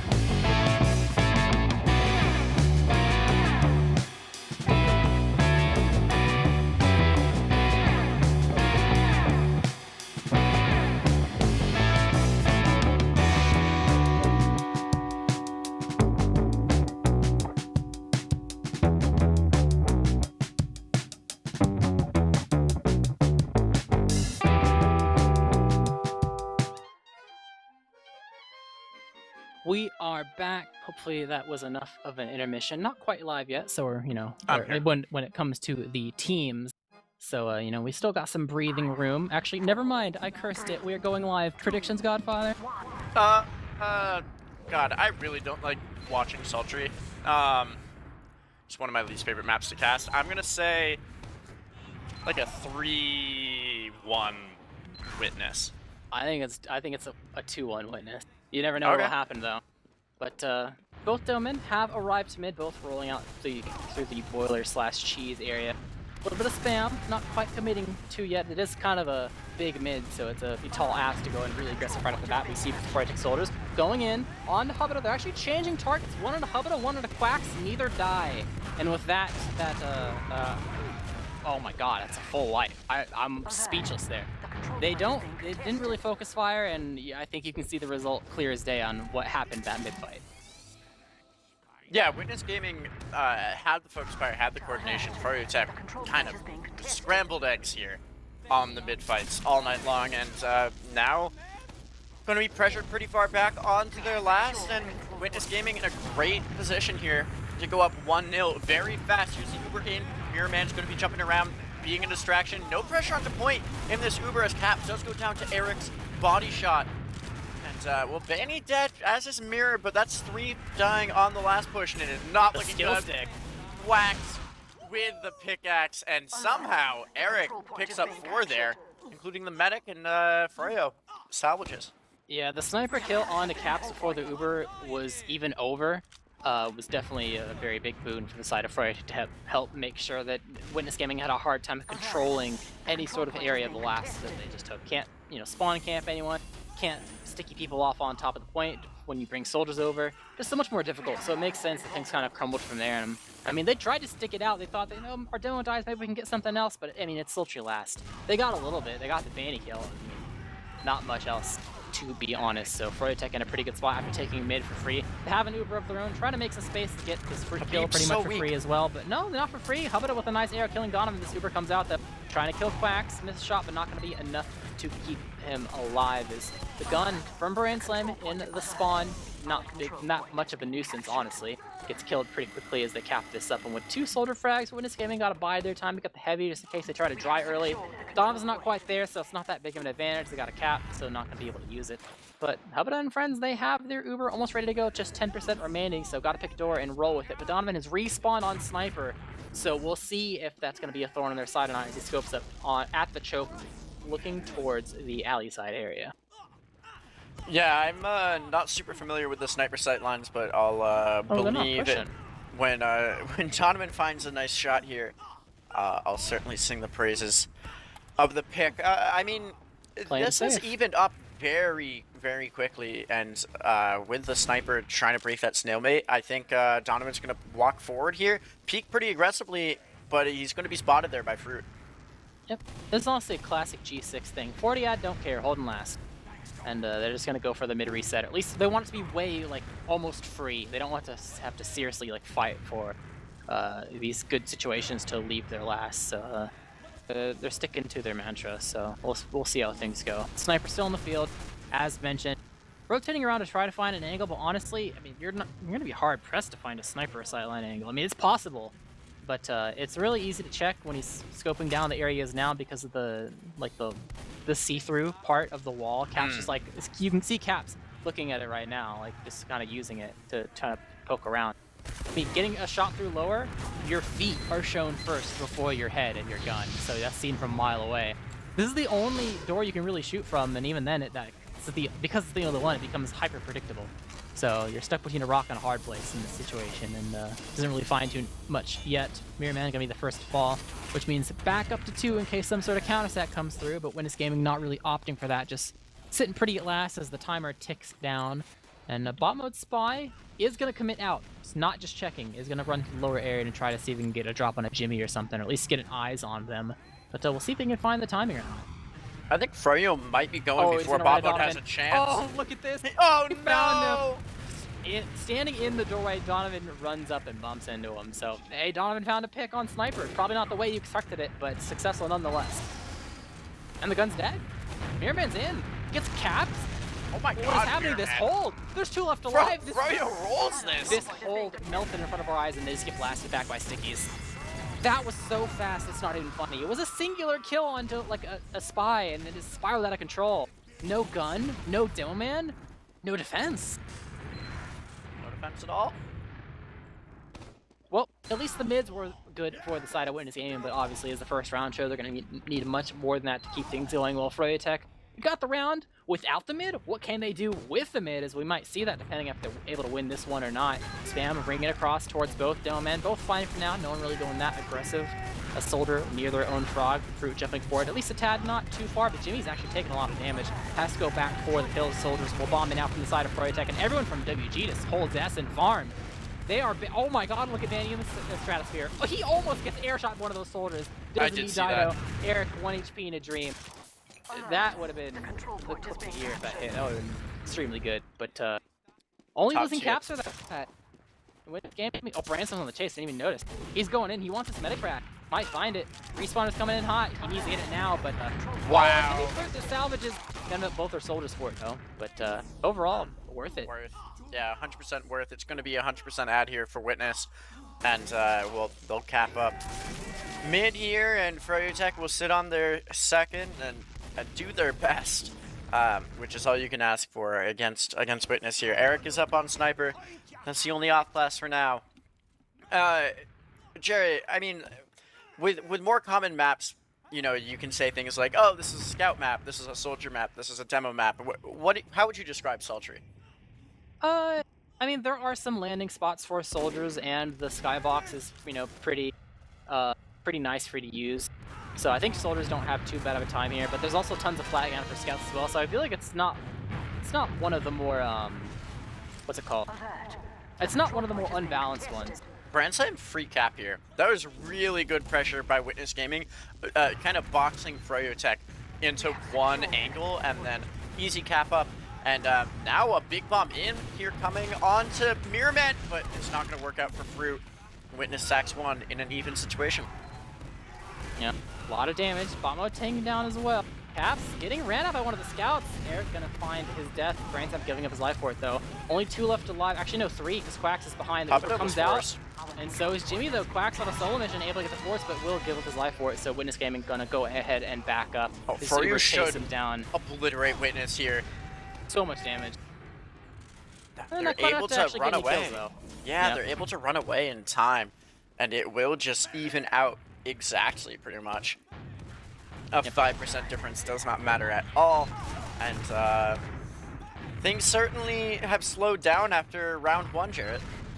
Yep. As expected of Sultry, eventually, even if you have this like high-paced back-and-forth situations, you know, everything will slow down eventually. And you got to figure out how you want to break this scenario. Both teams pretty much even, so just building up the rest of the Uber before they're going to go ahead and poke and prod. Witness Gaming, you're not even bothering trying to spot how they're holding really. Maybe they're doing like at least a little bit, but you know, we'll see how this balancing act begins. You know, if a medic, let's be real, Jimmy is very much a more passive medic than others, and I'm kind of curious how this affects Banny's ability to actually hold down doors, because there might be some moments where he's not able to be tanked based on Jimmy's positioning, and that could affect their ability to prevent a flood coming in from the side of WG. And they're kind of doing that now. You have 5, 6, everyone for WG is just poking and prodding all these doorways, and you can see they're not able to really prevent it very, very quickly. Finally get the kill in the bot mode.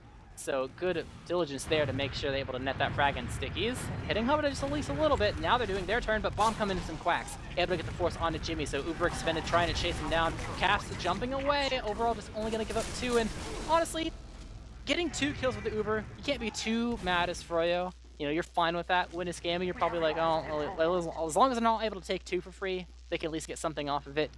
So overall, just a relatively normal leapfrog scenario. Quacks is going to be a bit late to the party if they push right now, so it might be a flanking opportunity for the side of Froyo if they so desire, but they're spamming down the choke with both their soldiers. At least a little bit. Bombo's trying to put the pressure onto Donovan, but Mirrorman commits. Gets some damage, not quite enough. Actually enough damage to kill Bomb Mode from the side of Banny.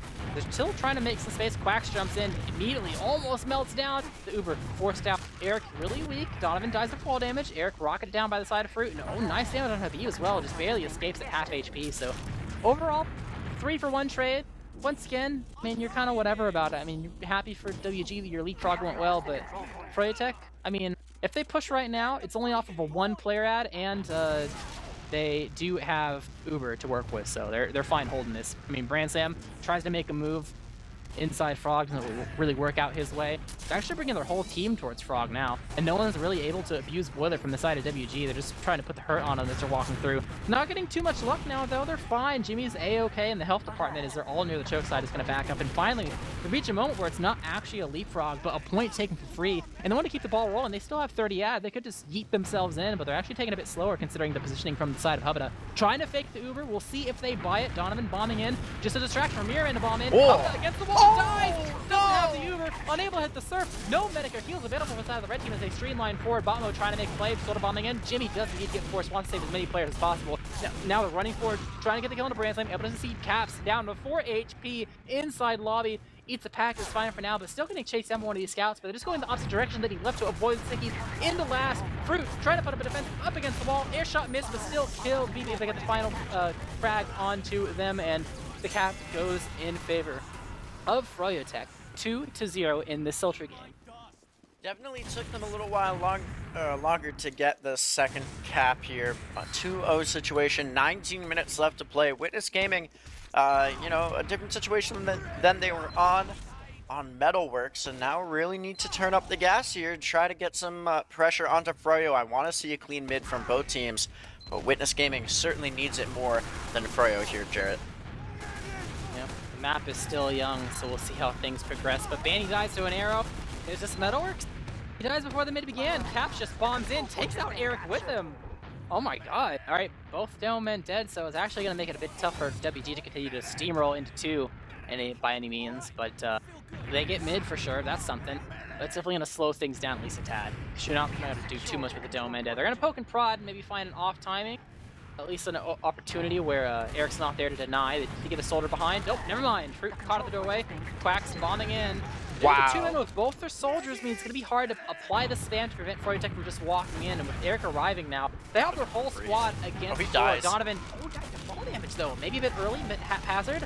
So now, oh, Caps just tossed around. They do have to pop to save him, but Uber is not what they actually want it to be. Bamo just running behind and will give his life to make sure they're not able to chase down Hubada, who's leaving the opposite direction to Cass. But Cass bombing in. Hello, what are you doing? He just dies. Hubada, a little Eric onto Hubada, saved but by he picks Quack. up some pack.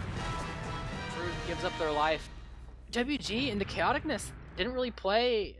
I don't know. Like, I don't think they played that much in sync. Froyotech still holding on strong. I mean, it almost looked bad for them with the early Donovan death they had, but still able to salvage it. Now Bandy just throwing himself forward. Quacks doesn't just counterbomb, jumps away, keeps his life intact as Froyotech. They get this free second, and they haven't had to work with based on the Ubers that actually went through. Actually, it's no, it's because Hubada left alone. That's why. The ad is actually not that big. So it's not like they like, oh, we have 30 ad, let's go. Because Hubada was kind of like not healing for a bit there, so it kind of increased more than you would expect. So might just be normal sacks here, or just a dry before the gun goes through. But Cap really weak. They're going for a 2-man, or maybe even a 4-man. They're just walking straight in. The gun is buying them some space. Overall, 2-for-2 trade. Caps does die though, so no more stickies. But it looks like Froyotech is kind of done for no, not done for now. They want to take a 4v4, and the gun got picked up. Did they hear the engineer voice line? Donovan's in either way. He sees it now. They're able to kill it. Vanny able to put the hurt on and get the stickies down. They're able to get that gun, but Donovan, he's out of commission for a second, goes back to attack, and Fruit has to reset as well, down to 4 HP. Bot mode really weak. Don't let your engineer die, but the stickies from Caps. He gets flanked though. Donovan able to collect that frag, and Brand's on the Jimmy's chase. in trouble. Does indeed need the force for stacks and both each other. Able to get this frag on a Brand Slam, but WG, they punish Froyotech's greediness, and on top of each other, Caps able to put in the hurt to get those first 2 frags. The force coming shortly after, and this scout, Habib, sorry, will get caught by the WG team. And Mirrorman, before his jumps even begins, he gets cleaned up against the wall by the side of the Quacks. Froyotech are playing so greedy. They're playing so greedy, even existing here. Quack's able to put in the damage, but they will be able to get that frag. So finally, something works out in their favor, but it's very minute compared to the past 60 seconds that just happened. As WG 5v5, Uber advantage, 50+, and they're working their way through choke. Yeah, Witness Gaming finally pushing out here, getting forward. Froyotech is hanging around. They're going to drop Eric, and it's, again, full Uber for Witness, so Froyotech cannot stay in any longer, and mid-cap will go through. And Froyotech back on the back foot, finally. Yep, down Eric means there is some wiggle room for the side of WG to, even though they only have 10 ads, at least get some space. Oh, nice shots on the mirror, man. He's not able to find any respite there. As their inside lobby definitely need to leave from the side of Froyotech as WG is beginning to push. And Eric on the flank died. Banny dying as well. What's happening to this Froyotech team? They're on opposite sides. The map's just getting wiped right now almost. Uber comes out first on the side of the right team. They respond in kind on the side of Froyotech as WG begins to make sure they don't accidentally have a family Uber situation and drop too many players. Bavamo just in, buying some space. One of the scouts of Habib is committing and might be able to find a fragment. White just find his death, takes the kill. Jimmy gonna die though, down to Sticky's. Merriman and Donovan putting work now, collecting 3 kills in this defense. The skill stick from Donovan, throwing a tyrant now, shot onto Branson, air shot, double air shot from both the Froyotech soldiers. One after another, sending him to the grave, and WG wipes on the field. Froyotech 3 left alive. That's all they need though to hold on to last and reclaim their own second. Just disgusting to see that, but Froyotech does escape hell. So many dying in these fights. This is one of, I don't want to call it sloppy because that implies bad TF2, but certainly chaotic here, as Hubada might be eating a little bit of damage here. Donovan jumping forward. Hubada in a lot of trouble. Oh, will it be the rocket from Donovan, and that will be another med death. Eric and Jimmy the only ones alive here for Froyotech. Jimmy will fall, and Eric will clutch out and hit the shots, and it's just Eric, the sole survivor of another chaotic fight. Jarrett, what is going on? You can tell from the plays of Donovan right now that this is how a soldier plays when they know it's their last season. They're going all out. He's trying to bring it home. This isn't the Grands, but he wants that one map advantage badly.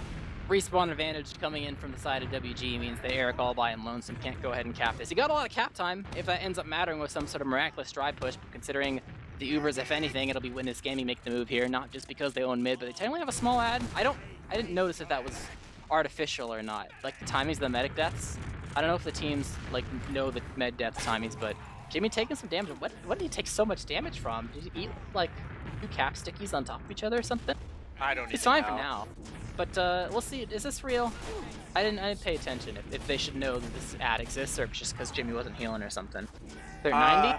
Both meds died. I'm not sure when I only know when one of them died. Bot mode's gonna die here. Cap eating a fair amount of damage as well as Fruit tries to run away. Froyotech jumping forward, sending two to kind of poke and prod. Yep, so that's going to be their sack. Probably not the person they intended, but Froyotech on the move now. Mirrorman just waddled through Frog. Eats some rockets, though, so immediately his attempt at trying to go for some sort of counter sack fails. But Donovan will take the opportunity, find Capsule on the drop from Jimmy. I heard that from across the map. No Uber available from the side of Froyotech once again. I even see how that happened. I'm looking on the stream right now. He just took so much damage at once. I didn't even think he was under 100, but Mirrorman with the plays might find the timing. Oh, shies way to the other side.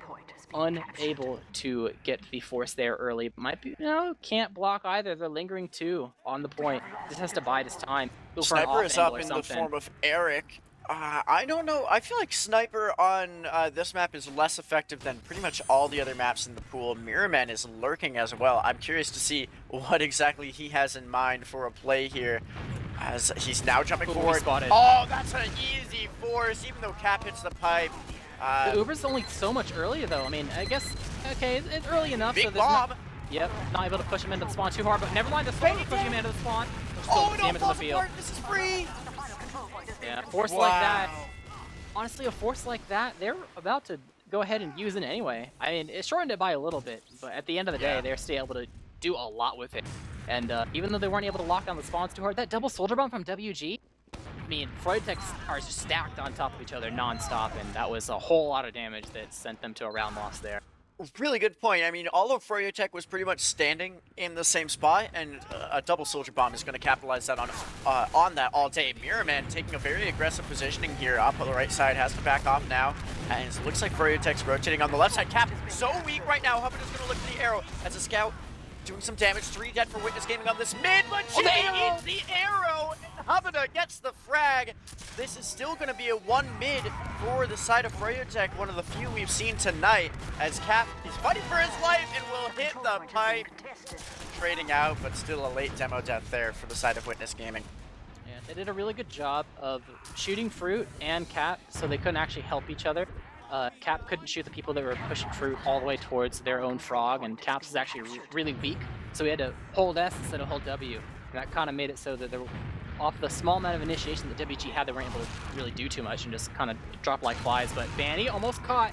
Fruit tried to find the opening after they were escaping through frog after, poking and prodding onto second and getting some cap time. But if anything, that's going to be kind of a pick that Freud can work with. They do have disads, so it's not like they can push, but they do have a sniper in their back pocket, and there's going to be less players available to try to zone the sniper out without just getting the Uber used out of you. They will finally go ahead and say, screw it, popping in. A lot of damage. Caps. Jimmy up against the wall, dies to bot mode. Danny as well. They are unable to escape. They kill Eric in the backline as well, who was able to go behind. And 1v1 duel. Oh, Habib, is he able to find the frag? No, air from Habib once again. Mirrorman might be able to find their exit. Gets the rocket. No, a second one doesn't come. It's just on left live on sniper. It gets bombed. SMG comes out, gets the kill into Fruit. Doesn't actually get the credit for it because of the timing of the fall damage.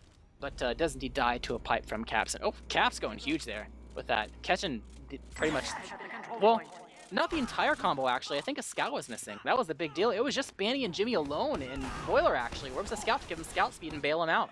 That's a big question. But either way, successful from plays from the side of WG. And now they're in a pretty good spot to just get the last 10% of their Uber and begin to try to pry their way into 2. Yeah, when he's sitting in choke here. Eric's going to die early to Quacks on the flank. Here's Cap coming with the Uber, pressuring Jimmy so well. 1 tick of damage will likely get the kill, and it all falls apart. Witness Gaming rushes forward, picks up all these frags. It's just the soldiers alive, and they're both stuck here in a very tough situation. They're both going to go on to Brand Slam. Brand Slam will die for it. Oh, and not enough damage from Fruit there. He has to jump away. And, will actually die as well. A lot of frags go through there. These Project Soldiers just bought them their last hold for sure. Maybe even a push out considering the player advantage. They only have 3. Brand Sam's rolling out, so he's not able to participate. So it's 4v5, or sorry, 4v3 for at least a little bit from the side of Project, which is going to allow them to push out. Gotta get this cap fast though. There's still WG people lingering around, but not going to play risky. They know they already have an advantage. They don't want to try to just force another one out of thin air by pushing that. So just 90%, get your last 10%, and these Dillman Ubers are working out pretty well, but there's no one really to bomb. Mirrorman tries to go for force. Mirrorman pops anyway.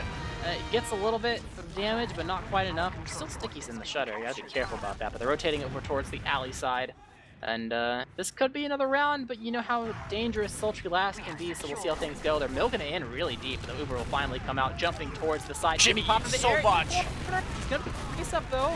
He gets the force, doesn't even need to resub, so losing Eric, but they lose Quacks in return, and Botmo, so they're trying to escape through the alley side, and Fruit might be the sacrificial lamb here. Gets a nice one on the Mirror Man. But that's going to be pretty much it. Is overall, once again, Deja Vu 4v3 in Tech's favor. Witness Gaming, their Uber's ad is actually much smaller than before, so things are going to get more and more difficult for them trying to re-push into 2. So very good for the side of Tech to, you know, just practice persistent perfection. But Caps, hello, what are you doing? What are you doing, man? Roamer Demo Man gonna get himself killed. Donovan gets a Oh, life great over hit for that, Jimmy! but the What is distraction. beefing? Oh my lord, the there. soldier had Jimmy dead to rights there. Bot mode's trying to clean things up. Fruit's gonna come in with the salvage. Yes, we'll get it done, but it has to be a 4 or a 5-man effectively. As Hubdo will run all the way out to last, hook up with their heal targets there, and try to come back in towards this mid fight with 80% in hand. Yeah, they have a heal advantage here. They just have to be careful they can spot everyone. They have a little bit of cap time on the side of Tech, but that's not enough to actually seal the deal, so WG doing a pretty good job at making sure they can, even though they 5-man basically, at least they can get the meta kill and enough to make sure that Tech can't just like stack it real fast and get the heck out of dodge. So Uber, once again, available. Really sizable at this time, more than the previous times, and so far they've taken turns between just going full send in or walking slowly, and we'll see what they begin to do this time. Quacks jumping over towards the flank, does not hit the air shot, Mirror. Actually, Jimmy able to get the frag, and oh, bot mode dead. Oh, wait, all falls apart. He has the force here. They're chasing down Eric, able to get him before he's able to go too far behind. Mirror jumps into Fruit. Overall 1v1 soldier duel that Fruit will be able to win, but Tech still have some room to work with here. They know they're weak. They know they have an ad to work with. There is some intention to poke around, but Brantham gonna go ahead and bring them back, scatters them out, runs back through Boiler to buy a whole lot of time to make sure that Tech can't just begin to push through mid for free. Now they got the respawners, and now Tech have to wait for the respawners of their own before they go ahead and push. Just letting Hubba build a little bit more of their Ubers, so good job. And heads up play from the side of Branson there, distracting just a little bit of just a tad to buy at least a little bit of time. Now instead of a 40 ad, it's a 30 ad and dwindling as they begin to push through here. Donovan jumps towards the frog side. They Uber in, trying to find a way to get any sort of frag on the combo, but everyone's pretty much already out of dodge. They back up, dealing with the 3 people that are lingering behind that got through every which way. Fruit gonna be the first one to fall, but Quacks trying to find an opening on it. Jimmy might find Baby instead. Lord. Mixed damage to find enough to collect the frags, so giving up both their soldiers, but they do have an Uber available if they decide to use it with a 1-player disad. Tech, they're not really poking around. They got shaken up at least a little bit. Mirano sailing through the boiler area, and but they're definitely afraid of these, poke too far forward and Caps will just jump forward to land on you while he's Ubered. So they're playing safe. They've made sure that it's very clear that they understand the game plan of WG. And we'll see if WG continue on. The last time they played slow might go fast this time, but this is a tack or a tack. Okay, look, can we get Mirrorman on cam here, Dolphin? Look at where the rocket has spawns. Mirrorman has just shot it. look at this dumb TF2. You Anyway, shoot out of your face. You do shoot out of your face. Perfect timing on that pause. It's just about 5 minutes left here before continuous overtime. Do you think this is a Froyo round win or a Witness round win if it is attack? I think Witness Gaming, even though they haven't been able to convert, when Tech does find success, it's not enough success to net them so much. The Witness Gaming would have to really screw up here, so I think it's only a safe assumption that Witness Gaming are still, unless they screw up pretty horribly, like Hubba drops, or they drop a bunch of players before an Uber, like a real mechanical error, that they probably will be able to have at least the opportunity to stay on Tech's side of the map. But Blast is a whole other beast, really hard to work against sometimes. So it's kind of hard to say how much will that actually turn into round conversions. But in this situation, at least, 25 ad, you can only play it so slow. Eventually, push comes to shove, and you got to get some sort of kills here. But we'll see how they begin to work with it. The problem I see for Witness Gaming right now is they're poking and prodding right now with their 25 ad, trying to take it slow, but they don't have soldiers to make space for them. So for Witness Gaming fans, I would be afraid of Caps and bot mode not having a distraction to buy space for them for taking it slow, and they'll just eat so much damage that they'll have to just pop anyway when at a timing that they don't really want to, because they're going to eat too much damage. But we'll see now. Able to work their way at least a little bit. Soldiers still arriving. Only a little bit more until Jimmy's able to get an Uber of his own. He's at 90%, and they've got a lot of space. Froyotech will have to use this Uber. Oh, but Jimmy ate a pipe. He's really weak. They have the Uber. They have the positioning. Banny kind of separate from the side of Jimmy. Eating more spam. Might just die. He's red HP. He soloed the pack. Jimmy barely isolated. up for him. Yeah, they were segmented inside of Froyotech. They were not playing all together, and it made it harder as well because they were playing on the low ground. So even though they weren't able to use the Uber for the side of WG, they used the ad to buy space, and that just made it even easier to spam, even though their solos weren't ready right off the bat. So poking and prodding, go in for a 2-man before the gun's built up. They know this is the timing, so they have a heavy on the field instead, so the gun's not just building up at level 1, able to quickly take down Bobo and Brute. And WG, they're lingering around actually. Look at Quack's box. No. Do not tell me Mirror. he back caps here. Or just gets like a Delman kill. No, he gets a scout kill. But they're pushing forward to the side of Froyotech. Uber comes out. Quacks! He is something huge. Zuber comes out from the side of the red team. Jimmy has not used himself, trying to run away. Scout on him, drops! Blue No medic dropped. way. Once again, tried to be greedy with it, and Fruit able to kill onto... Quacks is just killing everyone. And That's a just full free wipe. round. Yeah, that's a free round. I'm imagining this is going to be the tack. This has got to be the tack right here. Surely Froyo tax here. Or maybe after... Okay, That, was yeah, there that it is it. Okay. Okay. So 2-2 2-2 with 3:20 to play, and then we have continuous overtime. A round win here is big. Obviously, you want to take that advantage, but if you wait 3 minutes, it's just a map win. We'll see what happens here with Witness up 1 map to 0, trying to punch their ticket into Grands. We're in onto mid number 5 of map number 2, and Froyotech kind of all bunch together. Penny eats a lot of damage twice in a row now.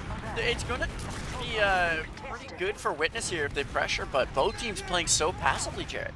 Yeah. WG definitely changed the way they're playing to make sure Fruit was a bit more safe and harder of a target to go on. They're going to bomb in now from the side of Froyotech, but this is kind of reminiscent of the first mid they did where they bomb in, and they're only able to get so much with their targets. The side of WG, Quacks is just in. Jimmy's so weak. Yeah, Hubbard as well. He wants to pill, barely gets it in time. 4v4 Caps wants an arrow. Hubbard Can't is really on get the it in time. sticks. Holy. Yep. Yeah, Froyotech. There's the ticket. Finally, their aggressive mids work out where they send both soldiers in. And even though, like, they weren't really focus firing that hard, it's still enough damage to scare Hubbard backwards and make it hard to heal a lot of people. Quacks was kind of alone in Boiler, cut off, separated, and that would really seal the deal to make sure that it was really difficult for them to walk back in after they tried to hold S and farm the Froyotech soldiers. So good job from Froyotech separating them out, and that's where the focus fire really comes in to make sure they can't just like follow, you know, oh, my medic's getting jumped, I'm gonna follow him. Like, you know, you're dealing with your own person, and definitely separated them in the way they wanted. But it's only step 1. Still even Ubers, Froyotech owning mid, so now they're in the driver's seat for one, spinning on the back foot at least a little bit so they can have an opportunity to see if they can find a way to break this. Donovan bombing in to make some space, will not commit quite yet. High bomb from Fruit, damage onto Banny. Fruit! They get Eric and Habib instead, actually. Branson might be able to come with a flank. This is what is happening right now. They're able to get at least a little bit of damage on WG, but the Uber doesn't need to get forced. Mirrorman bombing forward. Probably going to have to get a flank for this. Doesn't need to get capped, but everyone's dead except Jimmy. Lord. Kill bind. Yep, pretty much have Witness gaming, I think they just say go fight, win, and just walk forward, absolutely obliterate Froyotech. They kind of eviscerate them. Eric has come up, no, Habib has come up on Sniper rather, and well, we'll see if they're able to clutch anything out here. Peeking now, but the medic doesn't look, and it has to be a back spawn. With 1 minute left to go, Witness Gaming with big ad, ready to go forward. It's just another situation where Froyotech just has so many people stacked on top of each other. Like, someone's got to move and do something else. So you got to... It's definitely a situation where you can look at the demo and like kind of obviously see like, oh, this person or this person can volunteer to like be more back, but you can't have a demo now because you're still in the middle of the match. Uber comes in with the ad, able to take down the gun. We're finally over, not able to really lock them out at their spawn, but they are able to get a double soldier bomb in if they do desire, at least for now. Bombs coming in, Quacks committing, Caps is actually up in the air, taking initiative to bomb himself. They're only going to lose their own players. Jimmy is going to die. They got a lot of cap time, but this project still has a lot in the tank to try to deal with this. Hubbard already trying to scurry his way out of there, able to get some arrows and health packs towards the team members that are left alive as it is 3v4. But Caps kind of alone, didn't really catch the number, but doesn't get the kill on the Banny overall a trade. 5 seconds here. Control point is being captured. Yeah, it's going to enter imminent overtime right now. So now first to 3 will be the victor, but Uber still in play for the side of WG. Uber ad rather, 60 ad, and I guess Actually, it's dwindling at least a little bit. Jimmy's trying to build up at least somewhat. It's gonna stabilize. Eric Sniper, Habib Engineer, only got a little bit left to go before they try again and see what changes. I mean, we've seen, I think they've kind of tried to push the same way, it's just been execution. Does your post-Uber bomb hit or not? And not too much longer till we find out, as they're going. Yeah, the Uber's going to come in here. There is a sniper in the form of Eric. He swaps off cookie cutter classes now for Froyotech as the Uber has faded. Got a player behind, dueling Quacks. The heavy has come up. That's Habib. Bot mode's going to die. 3 down for just 1 so far. Cap can't find the damage, and this is a failed push. They do pick up Mirror Man, but Hubada and Brandslam have to hightail it out of here. Try to survive as long as possible against big disad and big player disad as well. The Froyotech is doing an increasingly good job at recognizing that I think it's Fruit, or it might be Quacks. One of the two soldiers is like going the same direction to get in to last every time. And they're timing it perfectly to make sure they can't actually walk in. So they can't initiate this double bomb they want to in the post. They're bombing in now though to try to get this Uber force. They are successful at least somewhat, but they might give up way too many people. Quacks get pistol out of the air. 3 for 1. It's not what you want if you're a Witness 3 for 1 fan, and now Froyotech. Quacks behind. Yeah. Quacks He is is so hiding. deep behind right now. Yeah, it could be really good, it could be really bad as No one's looking. this is a free second for Froyotech. He's gotta like kill a respawner or go huge here or something. Habib is AFK in last. Or, that's not last, second. He is AFK. He's less AFK now. He's just He's moving around, he's not sitting okay, there on okay. Pyro. He just waited for double forwards. He knew there was gonna be a free mid and then a free 2. That's why. I see, So I see. he just like didn't bother. But Quack's still hiding. Oh, Beeb spots him. So Witness Gaming, they can use this opportunity to push out. Quacks wins Oh, that. the 1v1, he's still escaping. This is actually really good because Witness Gaming, I don't think they were going to push off this, but now with the pick and people still chasing him, now they definitely are. It's almost a free second. They have barely No, anyone you just here. walk forward. They're kind of just at the choke, almost already out, and that's a free second. So really good job inside of Quacks winning Quacks that just keep 1v1. living here. Yeah.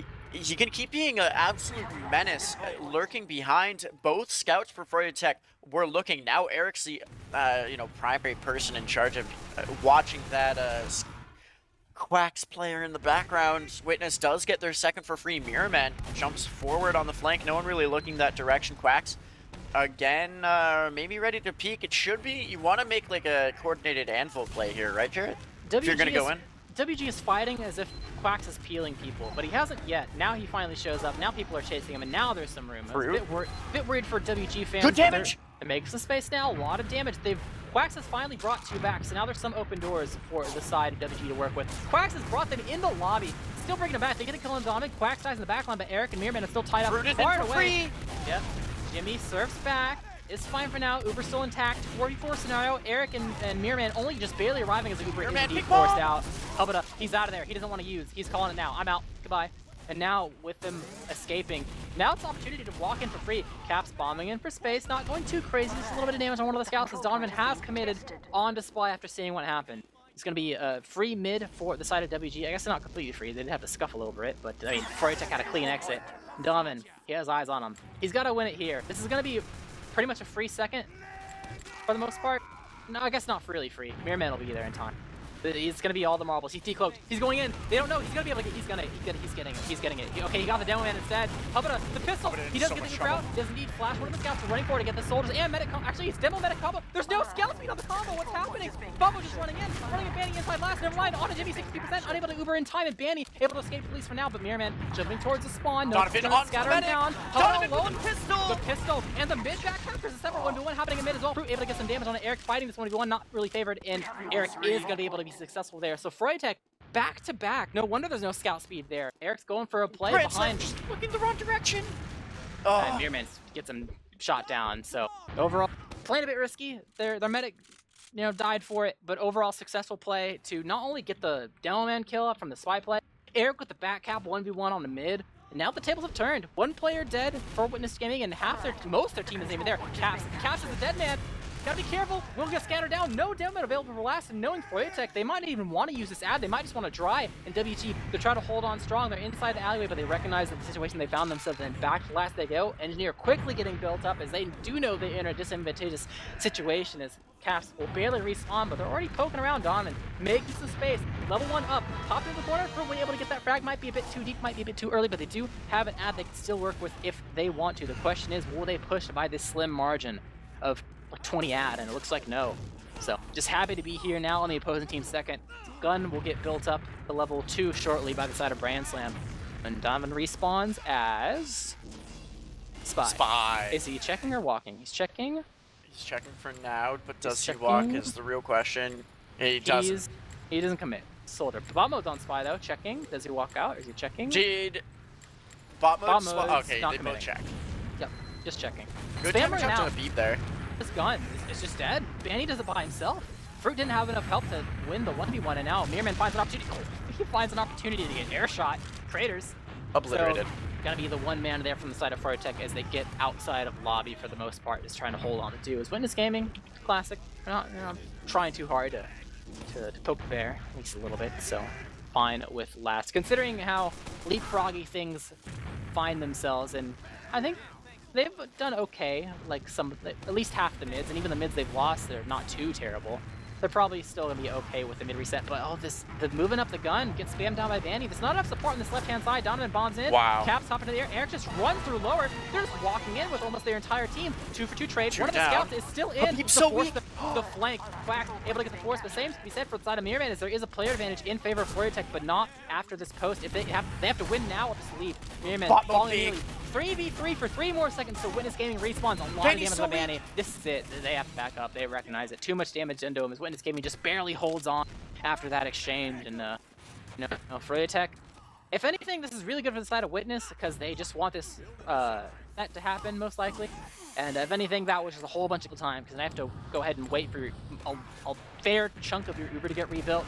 They have enough time to go ahead and rebuild their gun. Quax is spy checking this whole time, seeing if they're going to show up on anything off-classing wise, but not going to be finding anything there. So back to Soldier goes as they're trying to spam down this gun. It's jumping over the wall, get some damage onto it, but no luck yet. We'll see if they hear the engineer voice line because I'm sure Branson will eventually move it up. Moves it up now. Doing that right now. Timing. And is They're this spamming standard gun positioning? Putting it in front of point like this? Yeah, around here, yeah.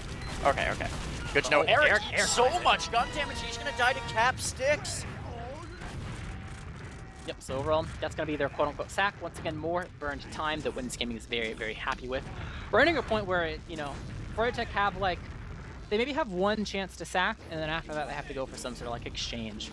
Or just, accept the mid-reset. They could try to exchange now, but, I mean, yeah, I guess they probably... It's up to them. We'll see how they go about it. They've been doing a pretty good job of getting the gun down, so I wouldn't be surprised to see them try to do that first. But they have both their soldiers here. Banny's taking way more damage now. They're putting a lot more emphasis on this left side. They've rotated Caps over, but gun still 45 dies. seconds here. So, yeah, what do you do now? You either sack or you go for exchange. They're heavy on the field now. It's going to be really rough for the sacks. Witness Gaming should just try to... man. Oh! Quax will die. Donovan That's deleted as well. the only thing they get. Maybe Caps. He's juking around. Banny unable to get the frag there. Caps has the movement. He's just living. So 3-man, 4-1. Not going to work out in Flurry Tech's favor, and with so little be a time round left on the reset. clock, are they trying to exchange right now? Or they're sitting, they're waiting, and they're gonna go for it. You should Uber because there's a chance that it works. This could be it as Flurry Tech will try to pressure, but likely cap time. a round reset. Oh, he gets the overtime, but yeah, stalemate. It'll be a round reset. And back to mid we is it go. golden cap or is they still have to cap last? Or sorry, is it mid-fight win or do they still have to cap last? No, you still keep going. You have to cap last. Okay. So mids are gonna be big, but the last pushes are gonna be even bigger. So we'll see how things go. I think so far they've traded the mids. Flurry Tech has been a little on the up and up, but Witness Gaming haven't full wiped or anything. They've done a pretty good job of keeping Hubada at least for the most part alive. So we'll see how things change, if they change at all. The spam rings out. No one bombing really quick.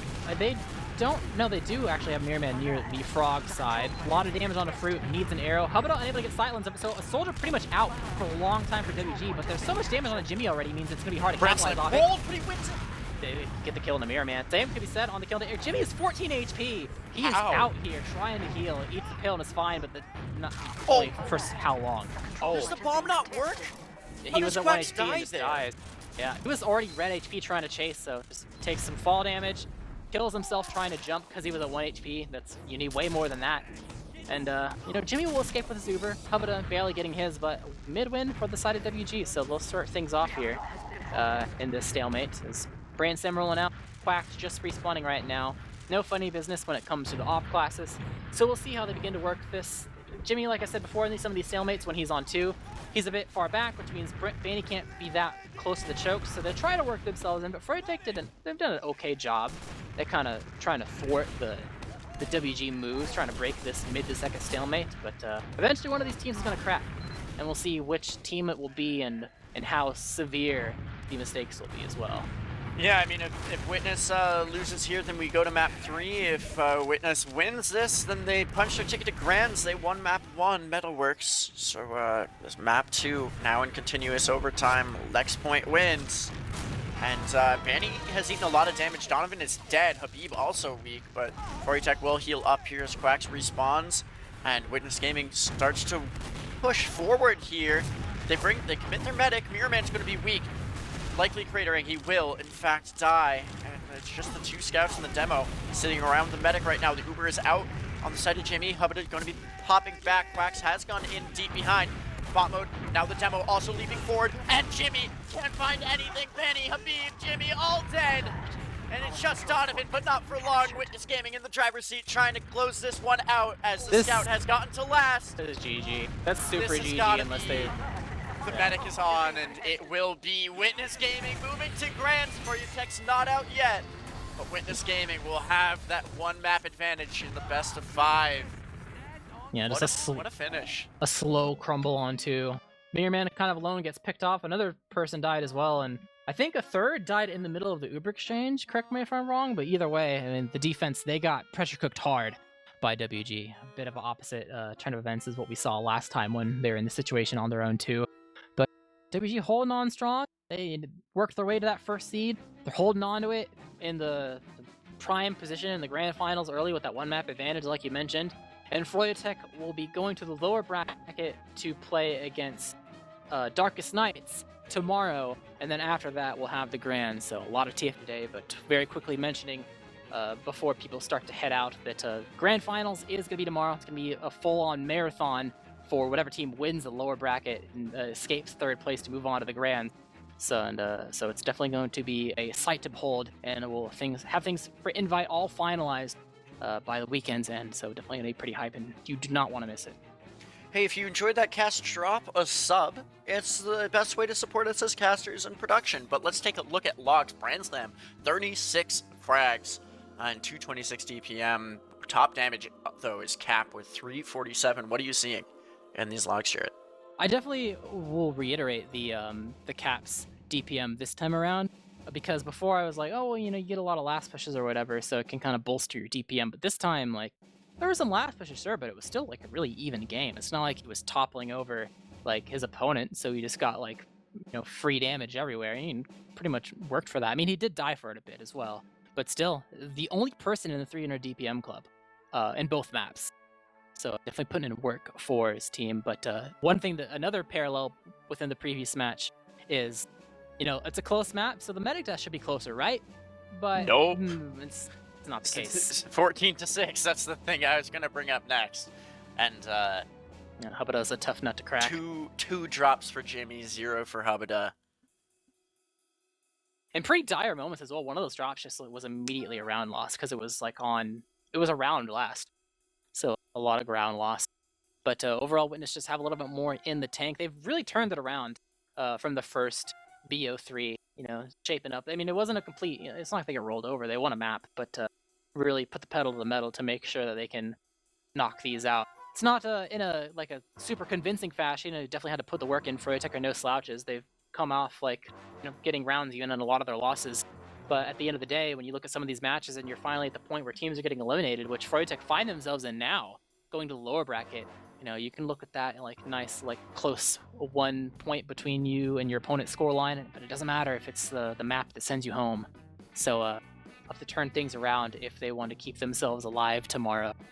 But excited to see what happens. Oh yeah, it'll be a good one. Be sure to, turn on notifications for the stream, because I know I have them on. I'm excited to see what happens tomorrow. I'm probably casting it with you, Jarrett. Who knows how it will go. Before we head out, I don't know if it was mentioned at all today, but there is merch that should be seen by all. That's And true. let's take a look at that, Dolphin. There's the general merch, which is seasonal, made by the artists of RGL.GG. You can go ahead and make sure you cop it before it's gone. It's not going to be gone immediately. There's still a whole 1 or 2 weeks left for the other divisions, but it's like I keep saying, the fact that Invite's having its grand finals now is the warning bell that you're running out of time. So if anything's caught your eye, you definitely want to get it before it's gone. And same can be said for the team-specific merch. Teams that have opted in, that a lot of the Highland teams in particular, but and some of the Sixes teams as well. If you want any of those designs, you definitely want to get them before the off-season hits, and the whole shop gets shuffled around. So if anything catches your eye, then go for it, because only so much more time remaining. Shop.rgl.gg. Good Christmas present for any of your TF2 friends. But with that, Jared, I guess it's time to talk about shoutouts. Who do you got? Definitely shout out to Space and his voice, because I'm pretty sure it's more gone than mine is right now after casting. It's caught the same bug 3 times in a row in the same span of 2 months. It's crazy. But also shout out to you and TC for filling in for a spot for the marathon of BO3s that happened tonight, and everyone who's watching. And I can't wait to see the potentially even more maps tomorrow. Oh yeah, plenty more TF2 to cover. And speaking of more TF2, shout out to Fireside Cast for covering the Highlander match that's underway right now. I'm sure we're going to go and raid them. Shout out you, Jarrett. Shout out TC for saving my bum and casting today when I couldn't. Shout out Dolphin as always. All the players, teams, fans watching at home. Everyone who's followed and subscribed, bought merch. It's all super helpful and we appreciate it a lot. But with that, the upper bracket final has concluded. Witness Gaming is going on to Grands. They'll have the map ad. Tech has to fight their way through tomorrow, see if they can make it. But thank you all for watching, and have a great night. See you tomorrow.